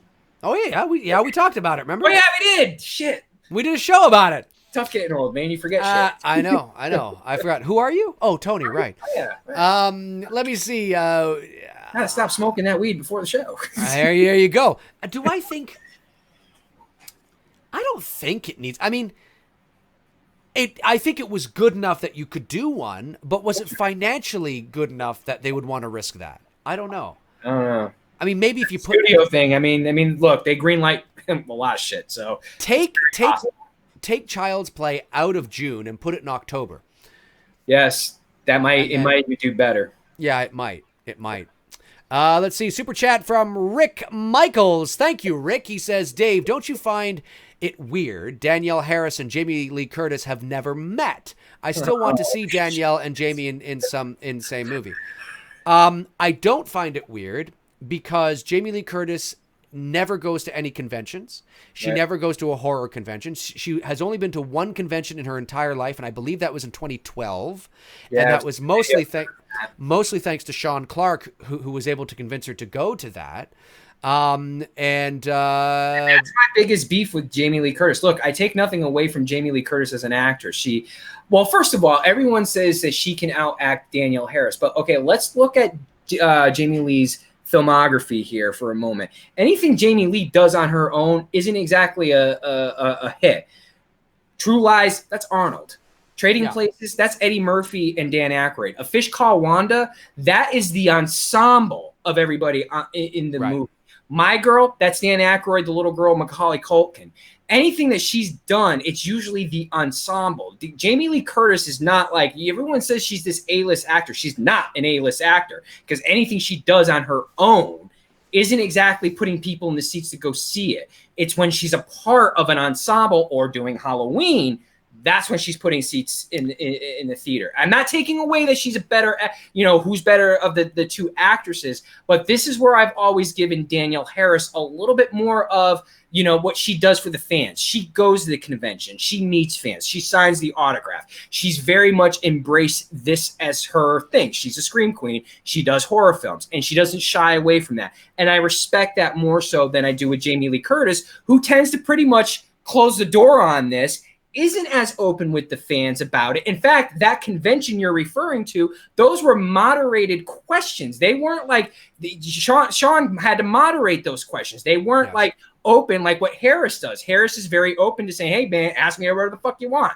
And I like that. That's my only beef between the two. I don't know how you feel about that, Dave. Well, the first thing is, no, I'm not surprised that they haven't met because they've never really been in a position. There would be no reason for them to meet. I know it's weird for the fans because a lot of fans see them as mother-daughter and they're so connected to Halloween. But at the end of the day, I mean, Jamie Lee Curtis, she doesn't go to the conventions. She wouldn't be in a position where Danielle Harris would be. Now, to be fair to your point, I agree with what you're saying, that Jamie Lee Curtis's filmography largely has been ensemble pieces, including the Rian Johnson film that's coming out next year or later this year. Train movie or something?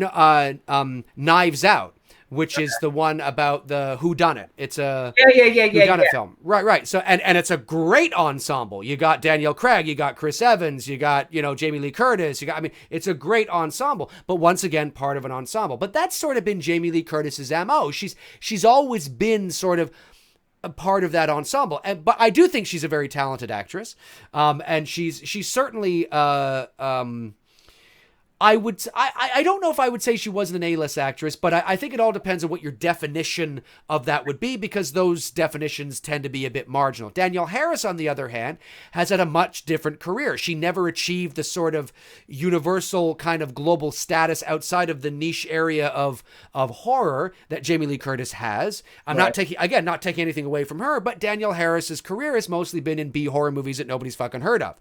So, I mean, it's generally, she's a different personality. She's a different type of girl. You meet Danielle Harris, and you hear her talk. She's got a bit of a spice to her, right? So that's what I love about Danielle, man. I know, like, if I had to choose two, who am I going to get for the night in the sack? I'm taking Danielle because that's going to be fun. But that's the difference. So it's hard to sort of, like, you can't compare them. I mean, Jamie Lee Curtis has had more success, more mainstream success, and Danielle Harris has lived sort of in the fortunate of being casted in movies. Absolutely. She's had the breaks that Danielle has not had the breaks. Absolutely. But Jamie Lee Curtis also doesn't have any children, I don't think, right? Does she? I don't think she does. She does have a child? I thought she has a son who likes the horror stuff that she's not really a big fan of, and unless it was her husband's son. I don't. Maybe you're right. Anyways, so it's they're two completely different ends of the spectrum, and no, I'm not surprised. I'm not surprised that they've never met or been in the same movie. No. Yeah, there would be no reason. I mean, it'd be like saying, am I surprised at Danielle Harris? And I don't know, trying to think of an actress, Goldie Hawn, have never been in a movie together. It's like, well, no, why would they? I know it's a bit different because of the connection to Halloween, but that's their only connection. There's no reason. There's no reason to. Anyway, moving on up. Yes, Mason Locker. Yes, Danielle is younger. We and Danielle and Dave are all about the same age. She's like 41, 42. Yeah, I think she's a year older than us. I think she's 40. I think she was born in 78 or 77, something like that. Let's see here. Pistol 1783 says Danielle Harris is awesome, but not even in the same league. Franklin Stein says I like Danielle Harris, but I think the first actress in Hatchet was better. Oh, there you go. Super chat from K316. Thank you, K316. Hey Dave, will you and Tony ever team up to do a fan film together? You playing as Michael Myers, Tony playing Jason Voorhees in a fight. Oh my God, I'm too tiny to play Jason, guys. Oh, maybe Tony and I will both dress up as Michael. Yeah, we're both more the Nick Castle Michael, the thinner version of the 78 version. And I've dressed up as Michael in my photos on Instagram, and Freddy. I fit more of that physique. I could not do Jason. They would look at it like, this is one fucking tiny Jason. Depending on how you shot it, we could definitely pull off sack Jason. Well, yeah, I'd have to put on like maybe some muscle shoots for sack head Jason. Yeah, like some sack Jason. But yeah, like depending on how hockey mask. Fuck no, I'm too tiny. No. I mean, that would be like it's one of the reasons why like I would love. Oh my God, I would love to buy an authentic, full-on, fully loaded Darth Vader costume. And I would love to go out on Halloween but I always tell people, I'm not doing that. I'd look fucking ridiculous as Darth Vader. What the hell is this little dweeb walking around? I would love to, but I wouldn't look intimidating at all. You need somebody who's 6'6". You need The Rock, or you need, somebody big. Well, The Rock actually would be a little too muscular, but you need somebody tall and of some stature to really be Darth Vader. I could be a stormtrooper. Pumpkin said to me, he said, I can play Bob. Yep, you're right. I could play Bob, and I even got Bob's glasses. Just there it is. Fuck, man. Whoever had these prescription glasses, man, holy shit. It's like, woo. So, yeah, they're just different colors, but they're the exact models that, what's the actor's name who played Bob in the original film? I forget his name. I do forget his name. These are the exact style from the 70s that he wore in the film, just a different color. Right, exactly. Yeah, I can play Bob. I can play a victim. But yeah, as far as Dave and I collaborating, we've talked about that extensively. We will at some point, when it's the right time. Yeah, because Tony right now is working on a Friday the 13th fan film. Right. I'm working on a Black Christmas fan film. So it's just nature of the biz. Sometimes you get a little bit busy, but we will. It's happening. It's happening. We want it to happen. It probably, you can bet it'll probably be more of a Halloween fan film. Yeah. It would be because, if Dave's directing it, he can easily have me dress in the Michael costume or vice versa if he wants to do the Michael scene. It makes it easier when we both have the same, because we're about the same height. We have the same physique. Yeah. So, when you're doing a scene, it makes it so much easier. Again, Jason, like he said, Sackhead would probably be closest. If you're trying now to get into more of the hockey mask Jason, we would need someone of that physique to pull that off. Yeah, otherwise, exactly. On screen, it would just look horrible. Exactly. Frank Reiger Super Chat says, do you think Universal will release the alternate ending edition of H-18 prior to Halloween Kills release? No. Nah. I don't think so. I think it'll be released maybe like 20 years from now, but I'm exaggerating on that. I think one day we might see it. But exactly. Oscar Guzman says, the baby crying was Jamie Lee Curtis. Some of it was Jamie Lee Curtis. Some of it was Jamie Lee Curtis. Yeah, she was able to. I can do that too, by the way. There's a video on my channel if you want to check out me riffing with voices. I pop out the baby voice, which can be scary if you're looking at me. Just look away when I do it.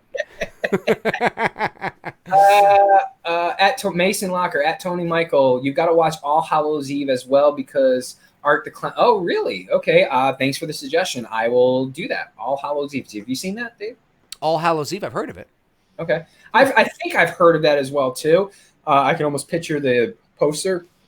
Okay. Check that out. Yeah, this Art the Clown thing, guys, it's coming. I've got an artist who's helping me put the costume together and the mask and all that stuff. It takes time to make this shit because it's all made from scratch. But that character is definitely going to be featured on my Instagram. So, and again, I appreciate everybody who suggested Terrifier to me because I loved it. I can't wait to check this out. Let's see here. Patrick Hartnett says, now we get to watch Laurie empower women by stalking the boogeyman. Oh, shit. I don't know. We'll see. We'll see how it plays out. I always like to give people the benefit of the doubt until I read a synopsis or start to get ideas. I understand the fear some people have, though, but we'll see what happens. It is. It's unfortunately, that's the current modern makeup of filmmaking and story arcs that we're getting, but I don't think they're going to do that. I mean, look, I don't think so. For example, now, to be fair, okay, for a moment, the female lead heroine that's been the makeup of horror movies going back forever. I mean, Nancy Thompson, sorry. Amy Steele's character Jeannie in Friday 2, Alice, Friday 1, Laurie, Olivia Hussey, who played Jess in Black Christmas. Right. So I mean that the story arc of the strong female lead in a horror film, that goes back to Frankenstein and Dracula and shit. Like that's not anything new. So I don't think people should be too thrown off that if Laurie Strode is still portrayed as a strong female lead, like Karen and Allison, and it's already it's part of the makeup of horror films. Exactly. And her character has already been established in the 2018 film as a strong, I've seen shit, I've been through shit, and I no longer give a shit. Right? I mean, that's who she was in that movie. So I expect that same woman to be carried over into the next film. You know what I'm saying? So I think we'll be okay. Let's see here. A couple other super chats came in. Don't want to miss these. Oh, I'm looking forward to seeing my girl Baby back up on screen. Did you see the 3 from Hell trailer? I did. Yes, I did. I liked it, and I gotta say, I was a little hesitant, but then I'm like, okay, I like where you're going with this because I do like. You all know, you see me on Instagram and my Instagram stories. I love Rob Zombie's music. He's one of my favorite artists of all time. His movies haven't hit with me. I like Devil's Rejects. I like House of a Thousand Corpse. 31. All right. Salem was. It wasn't the typical film, so I wasn't really a big fan of it. Halloween 1 and 2 is what it is, but I will say, when I saw that 3 from Hell trailer, I was like, okay, I'm kind of pumped for this. So yeah, I am looking forward to seeing my badass Baby back up on screen. Very cool. All right. Bob McFucker Cakes. Thanks for the super chat, Bob. Hey guys, do you actually believe that the studio has the guts to actually kill Michael for good? No, but I am always holding out hope because it's not that Michael dies. It's not just how he dies, but everything that it encompasses, the entire moment. Like Tony and I were talking about earlier, if you tuned in a bit late, go back and watch that part of the stream because Tony and I were not. I believe anyway. We came up with and because it was so easy because it's so similar to what I've got in my thing that's not released yet. But it's the thing. I think if you do it in that way, fans will forget. Will be like, okay, that makes sense to this because at the end of the day, fans want good stories. And it's not just about killing Michael. It's all in how you do it. So I'm holding out hope that they're not afraid to do it. But will they do it? Well, they might do it in this timeline, like this version of Halloween as we know it. And then 10 years from now, they reboot it. Ooh, Cody Mays asked a good question here. Given that Nick Castle is a bona fide director, could he theoretically do a faithful Halloween film? I mean, he could. I mean, he is he's done, a few films as a director. So yes, I mean, in theory, he could if, the studios wanted to go that route. I think right now, I think it's safe to say that this torch has been officially passed to David Gordon Green as a director. But yeah, I mean, I don't see why not.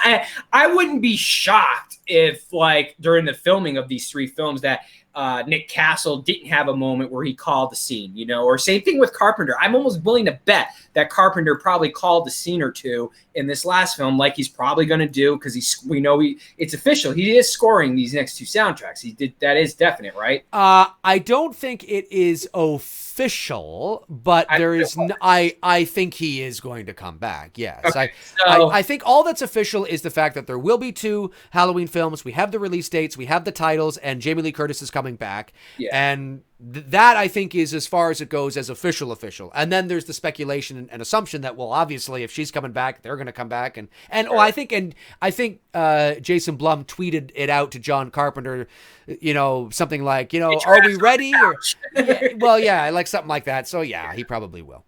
Let's see. Aftershock says, do you think old school 80s style entertainment as a whole can make a comeback in new form instead of being used for nostalgia? No, I think it'll always be nostalgia because we have a reference point for it. Yeah, and the things that were relevant in the 80s are not relevant today. The technology isn't the way it is like in the 80s, but I think it'll always be a reference. I think, like, for example, with Top Gun 2 that Dave and I briefly talked about at the very beginning of this screen, show tonight. I think Top Gun 2 will have a lot of 80s feel to it because we're in that. Really, everybody owes it to Stranger Things.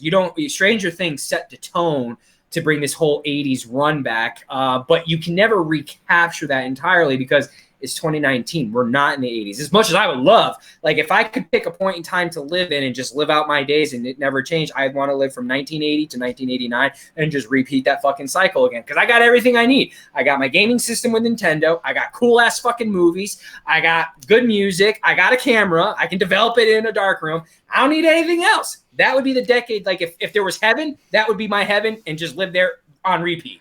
I think you are right. I think I will probably join you on that, and I'll bring my Nintendo. Exactly. Let's see here. What else? There was something else. Here we go. Charty_Dark says, do you think Hawkins survived in Halloween 2018?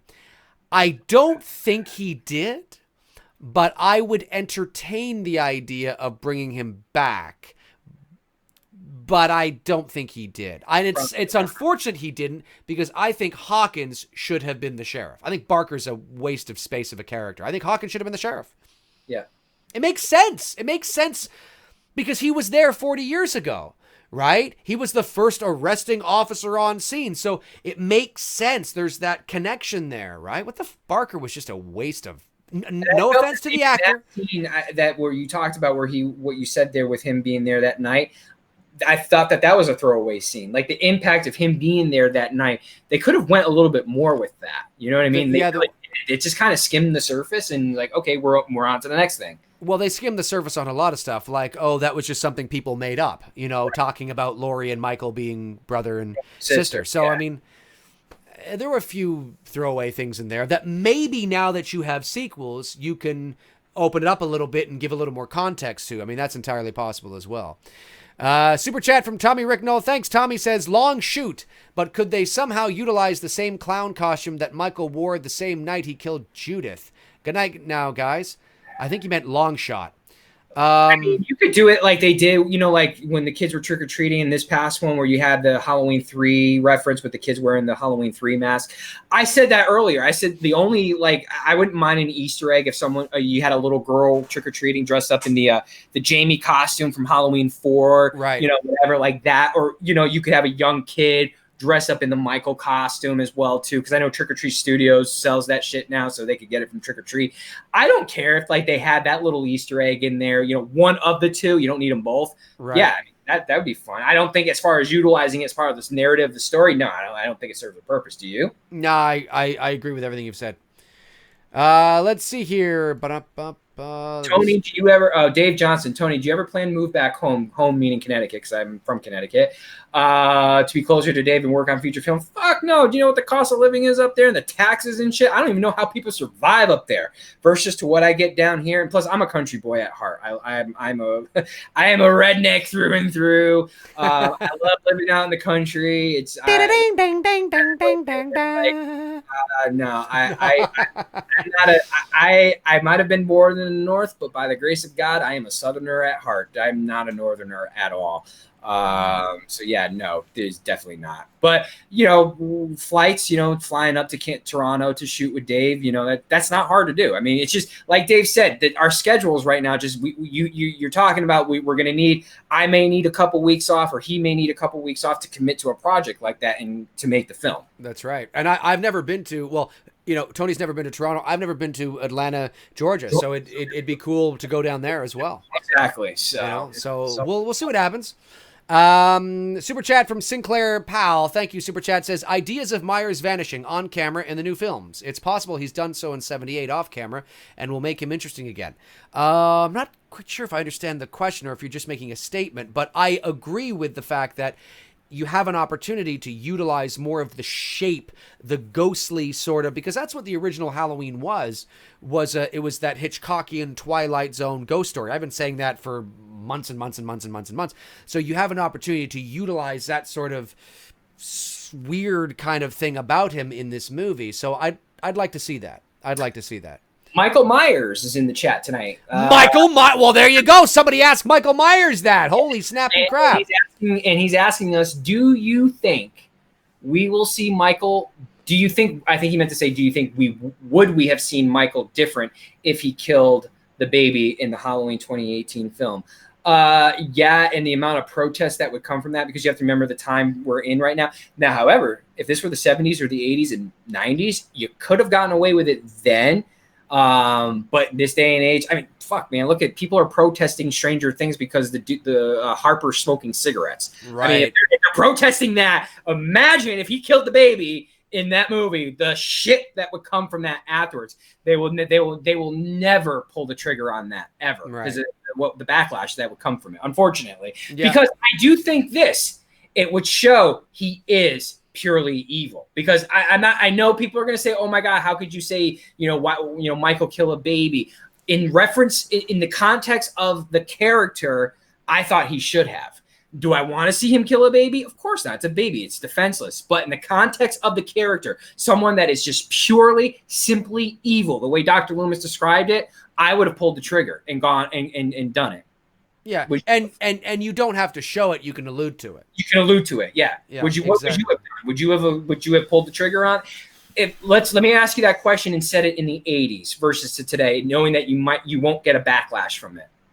I would have alluded to the fact that it may have happened, but you don't ever know if it does. Right. Yeah. I mean, I wouldn't have shown him going like this into the crib or anything like that. No. Yeah, but I agree with you, like alluding to it. Yeah. Alluding to the possibility that, oh, did that just happen? You know what I mean? Abruptly goes quiet. Like, yeah, exactly. Or something like that, or, whatever. So yeah, I would agree. That's probably something I would have done. Super chat from James Polchis. Thank you, James. Says, what would you guys think if they did a scene in Halloween 2018 about Michael visiting Loomis's gravestone in the graveyard? That would have been a little too human for me. It would have. It would have been like, why is he there? Why is he visiting Dr. Loomis's? Like, do we know Loomis is buried in Haddonfield? Well, that too. I mean, I would be okay if he was walking through and you just happened to see it in the background or something, but not visiting it and, taking a moment and going, hey, Doc, it's me. Just want to say hi. No. Follow-up super chat from Sinclair Powell says, thank you. I say thank you. He says he disappears by choice, to be clear. So let me go back to your other super chat there for just a moment. See if I understand this. Ideas of Myers vanishing on camera in the new films. It's possible he's done so in 78 off camera and will make him more interesting again. He disappears by choice, to be clear. He does disappear by choice, and I think he should continue to do that. Sorry if I'm not understanding sort of what you're trying to say, but I agree. I think I agree with what you're saying. Yes, he disappears, but we should never see him dematerialize. Like he's not that. We should never see him dematerialize or like whatever the case is. Even in the original Halloween, when Laurie sees him standing in Mr. Riddle's backyard, right amongst the laundry sheets. She's looking at him. We look to Laurie, and then she looks back, and the camera is on Laurie. Then it goes to Michael. Then it goes back to Laurie, and then it goes back to the laundry, same shot, but Michael's gone. We don't see Michael leave, but we don't see Michael dematerialize or go poof or, like this or anything. He's just gone, but Laurie hasn't looked away. So now what you've done is you don't have this thing that suggests that he's literally an entity of some sort, but you add doubt into the viewer's mind of how did she didn't even look away. How did she not notice he was gone? And it freaked her out so much that she goes like this and the window comes down and she's walking back like, what the fuck was that? Right? But then you start to play with the psychology of it. Like, well, did he walk away and she just didn't see him because the sheets were blowing? Maybe she was so fixated that there was a sheet that blew across him and then he just happened to move away. You add all those questions, which is part of, that's what you want. You never want to say that Michael is literally supernatural in the sense of that you see him go and it's like, what the hell is that, right? But you don't want to make it seem like he's 100% human either. It's walking that fine line. So that is what we need to see more of in this new movie, and you have an opportunity to really sort of show that, which would be really cool. The Manhammer AR-15 D&T, do you like macaroni and cheese? I like home-cooked Southern style mac and cheese. And if anyone's from the South and you know what I'm talking about, someone who knows how to make good homemade Southern cooked mac and cheese, oh, so good. Have you ever had Southern mac and cheese? I have never had Southern mac and cheese. Up here in Canada, for the Canadians in the chat room, we call macaroni and cheese, Kraft dinner. And the reason why we call it Kraft dinner, I mean, we can say macaroni and cheese as well, but it's more commonly known as Kraft dinner because the brand name Kraft, is Kraft a Canadian brand or is it an American brand? Did you guys have Kraft down there? Kraft? Kraft? The only Kraft I know is Kraft, the owners of the New England Patriots. That's the only Kraft I know. Maybe it's a Canadian. I mean, we have the brand here in the States. I don't know where it's from. Oh, okay. So you have the brand in the States. Okay, cool. Okay, well, they make macaroni and cheese, right? Yeah. So we call it Kraft dinner. I don't know why, we just do, but it's macaroni and cheese. It's clearly macaroni and cheese, but because it's Kraft, we just tend to call it Kraft dinner. So that's what we call it up here. Love macaroni and cheese. And when you're at university or college, that's pretty much all you eat. So pretty much. But yeah, Dave, if you ever get a chance in the South, that would be one of the dishes I would recommend as a good home cooked mac and cheese meal, true Southern mac and cheese meals, because it's so damn good. Okay, cool. All right, cool. That definitely was something is on the list. Super chat Frank Riker says, how many dogs will Myers eat in the sequels? 3,721 dogs. 3,722. Ooh, he's up me. What is this? The Price is Right and Contestants Row? Wait a second. The answer is 3,722. Ding, ding, ding, ding, ding, ding. Ah, you son of a bitch. You fucking son of a bitch. One of these days I want to see somebody go, you little son, you just knew. No, you know what that's from, right? Reason why I did one up from you was it was an episode from Cheers. Oh, okay. It was thinking of a number, and I can't remember what it was. And it was Norm answers it, Cliff answers it, and someone else, and it turned out to be like they weren't trying to go or whatever. I can't remember the episode now, but that's the reason why I did. That's why I one upped you, because it was an episode for Cheers. Very funny. Dreedmem77. Thank you for the super chat. Says, Dave, Tony, do you think that Michael Myers actually survives the next two movies, fulfilling what Tommy Doyle said in the original Halloween? You can't kill the boogeyman. See, there's the dichotomy there, right? Is that I love that line, by the way, and that line plays into my sequel concept idea. I love that line. But I think as much as people would love to take it literally, and I think in a perfect world, I would like to take it literally too. Now, he did mean that, because remember, see, this is the hard part for a lot of fans. That first movie was supposed to be a one-off. Carpenter never wanted to do a sequel. So as that movie ends, Tommy is right? And there doesn't need to be sequels, right? Even the very first Halloween movie is almost like a 90-minute Twilight Zone episode. That's what it's like, so that first movie, so everything that doesn't make, it's hard to compare the first movie to the rest of the series because there was never supposed to be a series. So everything was built around the idea that this was it. And then you spend the rest of the series justifying why those things don't make sense now that you've opened it up. So now it's kind of like he's right. But I think it should be utilized a little more metaphorically now, in the sense of the evil that exists inside him, you will never be able to kill. Whatever he is or it is needs to be brought down. And that doesn't mean it's easy.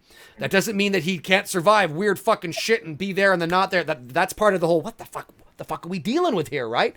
But I think the only way you're going to satisfy fans is really if you allow them to think of it like, oh, maybe that sort of, even though in the first movie that is what he means, you can't kill him, so I think to kill him, you'll have to switch it just a little bit more metaphorically, perhaps, in that way, and I think maybe it makes a little more sense. And do I think they will kill him?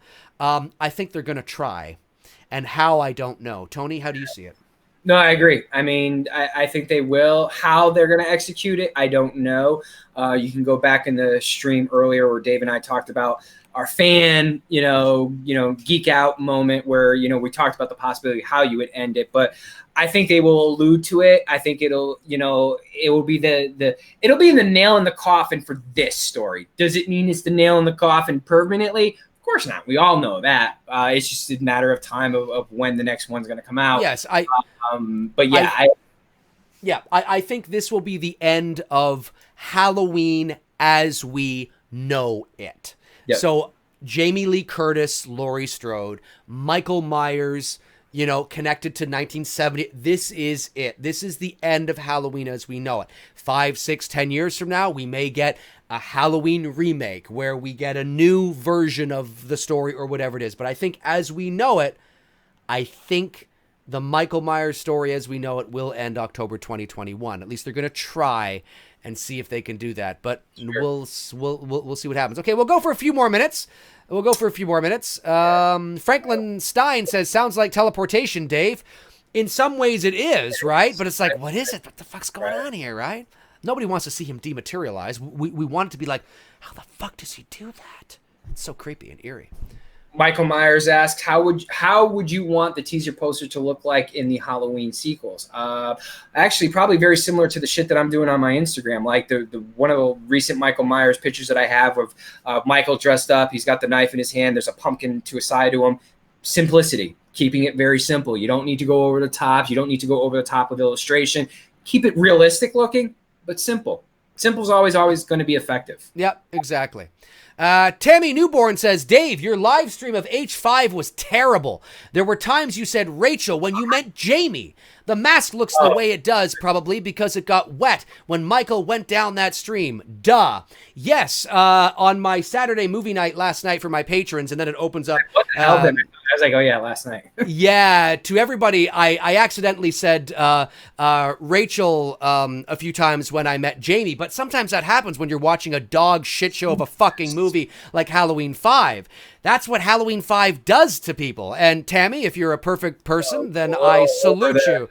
I salute you, Tammy. A little over the top there, Tammy. The mask too much grammar patrol policing there, man. Yeah, it's like, dude, Tammy, calm down. It's okay. Let's think about this for a second. Do I honestly think that Jamie is Rachel? Perfect, forget about it. No, hang on. Let's think about this logically, Tammy, and this might help you.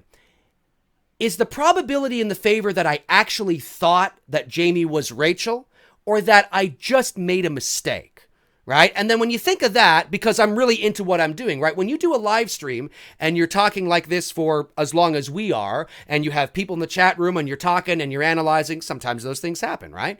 So, but really at the end of the day, I blame it on the movie, Tammy. It's not me, Tammy. It's the movie. Blame the movie, Tammy. Halloween 5, it got in here and it was buzzing all around and I was going, that's what I blame. I blame the movie. Thanks for the question, Tammy.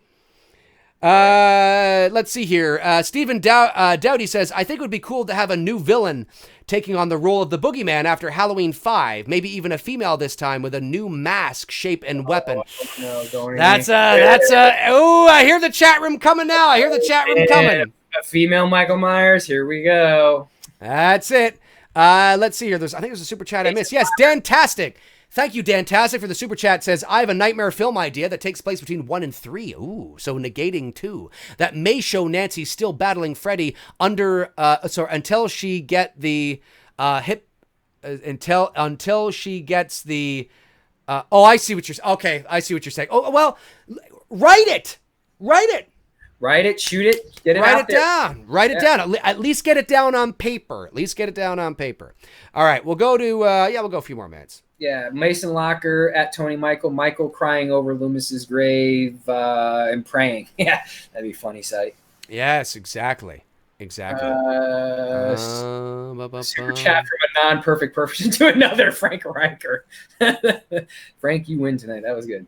Yes, Frank Riker super chat from not perfect. Oh, oh yeah, it's what you just said.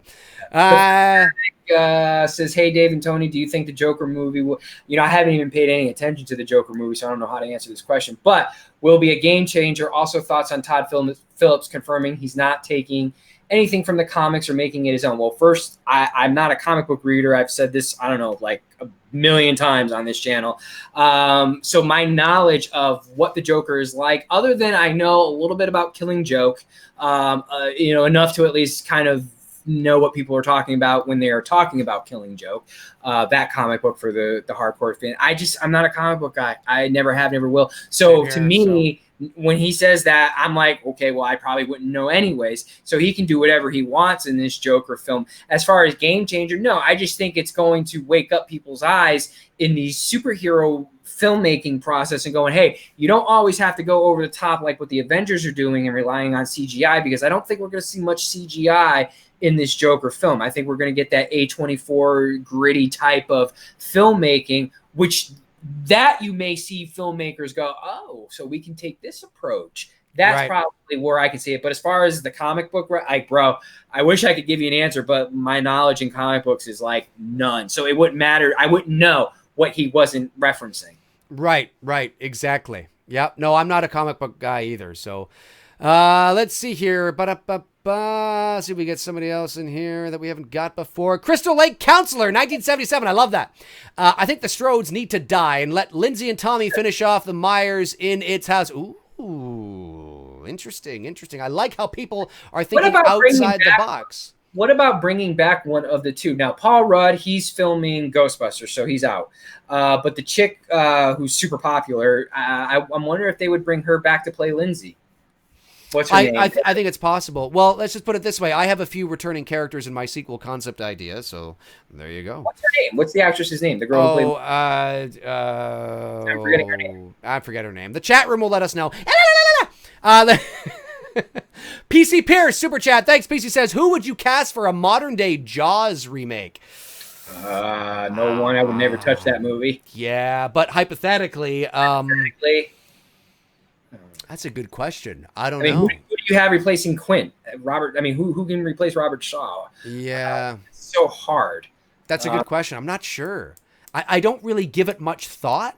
Because I think because the reason why I haven't given it much thought, it's not that I think Jaws couldn't be remade. I mean, obviously I don't want it to be remade, but I've said this before. I don't like where the CGI technology is when it comes to sharks. No, it's not up to current times at all. Now, there's some moments where I'm like, okay, that looks okay. Like it's getting better and better, but I just don't like the way it looks. And so I really don't want to see a Jaws remake with a CGI shark that looks like it's a CGI shark. So that's why I tend to stay away from that, PC, but it's a good question. Let's see here. Super chat from James Polches. Thanks, James. Says, this may be a stretch, but what if Halloween Ends has a final confrontation between Michael and Laurie and have one final shot of Michael and Laurie with Jamie Lee Curtis and Nick Castle as Michael? Sure. I would be okay with that. As long as it doesn't... I'd be okay with that. Yeah. As long as... Because James Jude Courtney's significantly a different shape and height than Nick Castle, as long as it doesn't kind of... Yeah, like as long as it doesn't take us out of the movie, like, oh, wait a minute, that doesn't look like Michael, like the Michael we've been watching the last two movies. As long as it's shot from the appropriate angle and it seamlessly blends in with what Courtney was doing and the way Courtney looked, I would be... But at the same time, there's a subtle difference that lets you know it's Nick, but it doesn't take you out of the story or movie. Yeah. I would be okay with that. Okay. We'll go to 9:30. How's that? We'll go 9:30 and then we'll call it off. Are you okay with that? I'm okay with that. You're good? All right. 9:30 it is. Let's see here. Oh, super chat from Nick just came in. Thanks, Nick. Dave, ever see Clark's Murder by Decree? Thoughts? I have not. I've heard of it. That's a good movie. I haven't, but I have not. Sorry, I've heard it, but I have not seen it. I will have to check that out. That is a really good movie. Yeah. I love it. All right. Let's see here. Mason Locklear says, at Dave McRae, but Crawl had pretty good graphics with gators. It looks good, yeah. But I'm just not... It's not that the shark looks terrible. It's just when I look at the shark, it's almost there. It looks like a shark. Like it looks amazing. But there's something in the way it moves and the way it goes. It's just not, it doesn't feel organic to me. We're not quite there with sharks, in my opinion, yet. But we're close. Dave Johnson, what type of cameras do you both use for film? Do you mean film as far as like actual 35 millimeter film going into a camera? Or are you talking about like what are we using right now digitally? I guess I can answer it both ways. For film, 35 mil point and shoot cameras, not point and shoot, but like photos, I use a Pentax K1000, which, you know, that's like the shit that I used in high school. I also use a Canon RM film camera, and a Fuji-Con is what they used to call them back in the 70s, which is now Fujifilm. Those are my 335 millimeter film. As far as like what I use for what you guys see on Instagram, it's a combination of Nikon cameras and Fujifilm digital cameras. Some is film, but most of it's digital. For the stream, I'm using the GH5 by Lumix, Panasonic GH5. Cool. Yeah, for me, I'm just using a webcam. I'm using what is it? What do you use for your shorts? Your video? It varies. DSLRs. Yeah. I've used the Canon Mark D2, Mark D3. I've used the Rebel cameras, which work really well too. You know, if I want to just be quick and easy on a budget. I've used. They are good for quick and easy budget films. They're great. Good. They're great cameras. They're great cameras, and depending on the color correction you do and all that stuff, nobody would be any the wiser. And if you shoot at 24 frames a second as opposed to 29 frames a second, and making it look a little more like video, if you shoot at 24 frames a second, it can have a really nice sort of not film look, but you know. The 5 frames that are missing for every second really does make a difference.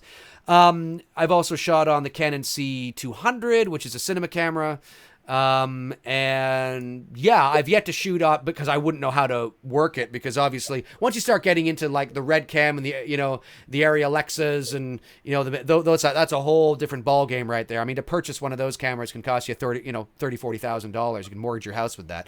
So I mean, it can get pretty crazy. So and sometimes on your own phone, because the little Halloween fan film that's on my channel called Haddonfield Reaper that I shot with my buddy Bruce, who also works in the film industry here in Toronto, we wanted to see what we could do on my Galaxy S9 Plus. And now I did color correct it, so that's why it looks a little more polished, but we shot it with this and a gimbal, and that's all we did over a course of a night. So at the end of the day, we wanted to show that, if you know what you're doing, just get out there and shoot, man. Get out there and shoot. Yeah. I thought, was there a super chat I missed? No, yes, here we are. No, Nick was the last one. Okay, cool. All right, awesome. Let's see. Electric Drive-In says, error occurred on my YouTube screen. Oh, well, I couldn't be less enthused about these upcoming films, and I'll be skipping. Oh, it does? Says error? Let's see here. I'm going to refresh mine and see if we're still on. We are still on. I've got both of my monitors up. We're good. Yeah, and I'm looking over here at mine, and we're still on, so I don't know what's happened there. Maybe check your internet connection there, buddy, and we'll see what happens. Bobby Hall says, the H5 mask doesn't look the way because of the steam. A character later on wears the exact same mask. Are we, I guess you're having a conversation with somebody else in the chat. He asked, hey, Dave and Tony, will you guys ever do an episode about conspiracies such as JFK's assassination and the UFO stuff? I think Dave and I have talked about some other ideas. I think probably what would come before that would be serial killers, and talking about like, Zodiac and, Ripper and some of the infamous serial killers. But I mean, who knows, when October rolls around, we might, get into the conspiracy spooky stuff. Sure. Absolutely. That'll be fun. Yeah. That'll be fun. We're always looking to, come up with new ideas and new content for you guys. And Tammy Newborn, I see you're causing a little bit of in there. You're yelling at people like I'm about to dump something up here. Tammy, keep it clean now, Tammy, or I'll just block you, and that'll be the end of you. So just, keep it nice, keep it cool. Debate back and forth, but be respectful, everybody. Be respectful. Let's see here. Fucking internet, man. Pumpkin says, it's just a statement. The J. Hook Master, 50 years ago, man continued to walk on the moon. Yes, it was 50 years ago. That's right. Oh, yeah. We were talking about that before the live stream tonight. That's right. I watched a lot of the documentary. I love NASA space shit. Like, I am so into that stuff. And I was talking. I said, because for those who don't know, Dave's father was a news journalist, and there's a really good shot that he was probably in the trenches down there, either whether it's at Kennedy. Yeah, I don't think he was necessarily in the trenches, but I'd have to ask my sister, because I know a lot of things he's covered. The moon landing, he was 27, so I think he went to cover it. He had to have done something. If he was for sure, he had to have been, whether. Yeah. Not saying he was at, Kennedy Space Center to watch the launch, but he could have been there at Houston watching all that was going on and reporting it back to where he was at the Toronto Sun-Times at the time. The Toronto Star. Okay, so Toronto Star. Yeah, it's hard to believe. It seems like it should be longer than that, but it's hard to believe it's only 50 years. It feels like it should be. that much longer. So Right. Yeah, exactly. I By know the way, right. watch Apollo 11, guys. Seriously, the documentary that just came out. It's shot in 65 millimeter format and 70. This is footage that they filmed back in the day, and they've polished it up, and it's just stunning. You're seeing new angles of the Apollo 11 being launched. I mean, just absolutely gorgeous. So if you get a chance, I just watched it the other day. It's absolutely stunning. And if you're like me and you love that old 65, 70 millimeter film format, you'll enjoy this. That's awesome. Frank Riker, super chat for Tabby. Frank, I love you, buddy. He's fucking hilarious. Let's see here. Noah Henley, Stanley Kubrick theory. I don't know. Maybe he must be responding to someone in there. Oh, probably talking. I think he's talking about the moon. Yeah, the moon landing and Kubrick and all that. Yeah, it's fun to talk about that shit. It's some interesting stuff. It is. Aaron Zukowski says, Dave, Tony, ever watch Forensic Files? And if so, what do you think of the guy who did the voice for it? You mean the narrator? I forget his name now. Yeah, it's just like I know what he's talking about. Yeah, I like his voice. He was good. He was good. John Cash says, my man Dave, how are you, pal? Doing well, John Cash. You should change your name to Johnny Cash. There you go, Johnny Cash. All right, couple more minutes here. Couple more minutes on this episode 31 of Two Dudes and Some Bullshit, talking, well, for the main topic, of course, Halloween Ends and Halloween Kills. Yeah. Are you guys fans of USC, Filmatic? The UFC Ultimate Fighting Champ? No, not really. But however, I did approach this idea to Dave about maybe doing some episodes on some old school WWF up to WWE Attitude Era, because that's pretty much about where I checked out of the WWF. So we've talked about that maybe down the road as well too, of talking about, you know, the old shit that we used to watch and some of the classic WrestleManias and the matchups and stuff like that. But yeah, as far as UFC, no, I've never really got into it. Did you? No, I mean, I mean, I'm a guy, so I like watching two guys go at each other, and depending on what, you know, the stakes are and all that. But I'm not a fan. Like I'd sit and watch a bunch of guys going toe to toe at a bar with some wings or whatever, sure. But I'm not. I don't follow it. So I don't know, like, unless it's Brock Lesnar or somebody that everybody just knows, or George St. Pierre, good Canadian guy. I don't follow it, so I don't know who's got the belt right now, what the stakes are, but I'm always down to, you know, watch a good fight, sure. Yeah. All right, almost 9:30, Popeye 129. Should Halloween go for an anthology series after Halloween ends? Dave, yes, they fucking should. I think a Netflix series written right all over it. I think no other time in motion picture history. That's a great last question, I think. Yep. At no other time in movie history. Oh, we got a super chat. Oh, it's just a statement. Okay. At no other time in movie history has the word anthology been in the pop culture consciousness. So I think, although it might piss a lot of people off because obviously Michael Myers is very identified with the Halloween brand, I think the probability of it working has never been more possible because of how we feel about anthologies and universes right now.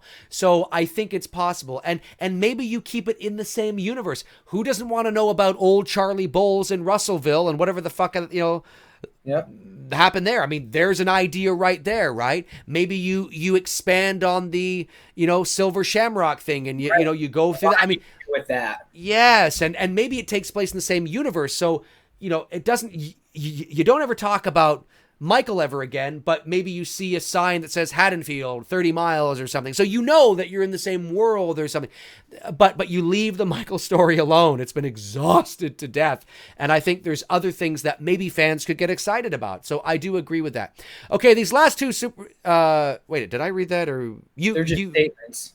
Okay. Yeah, I was just telling you, Nick said, Dave, Tony's right, check out Terrifier, it's great.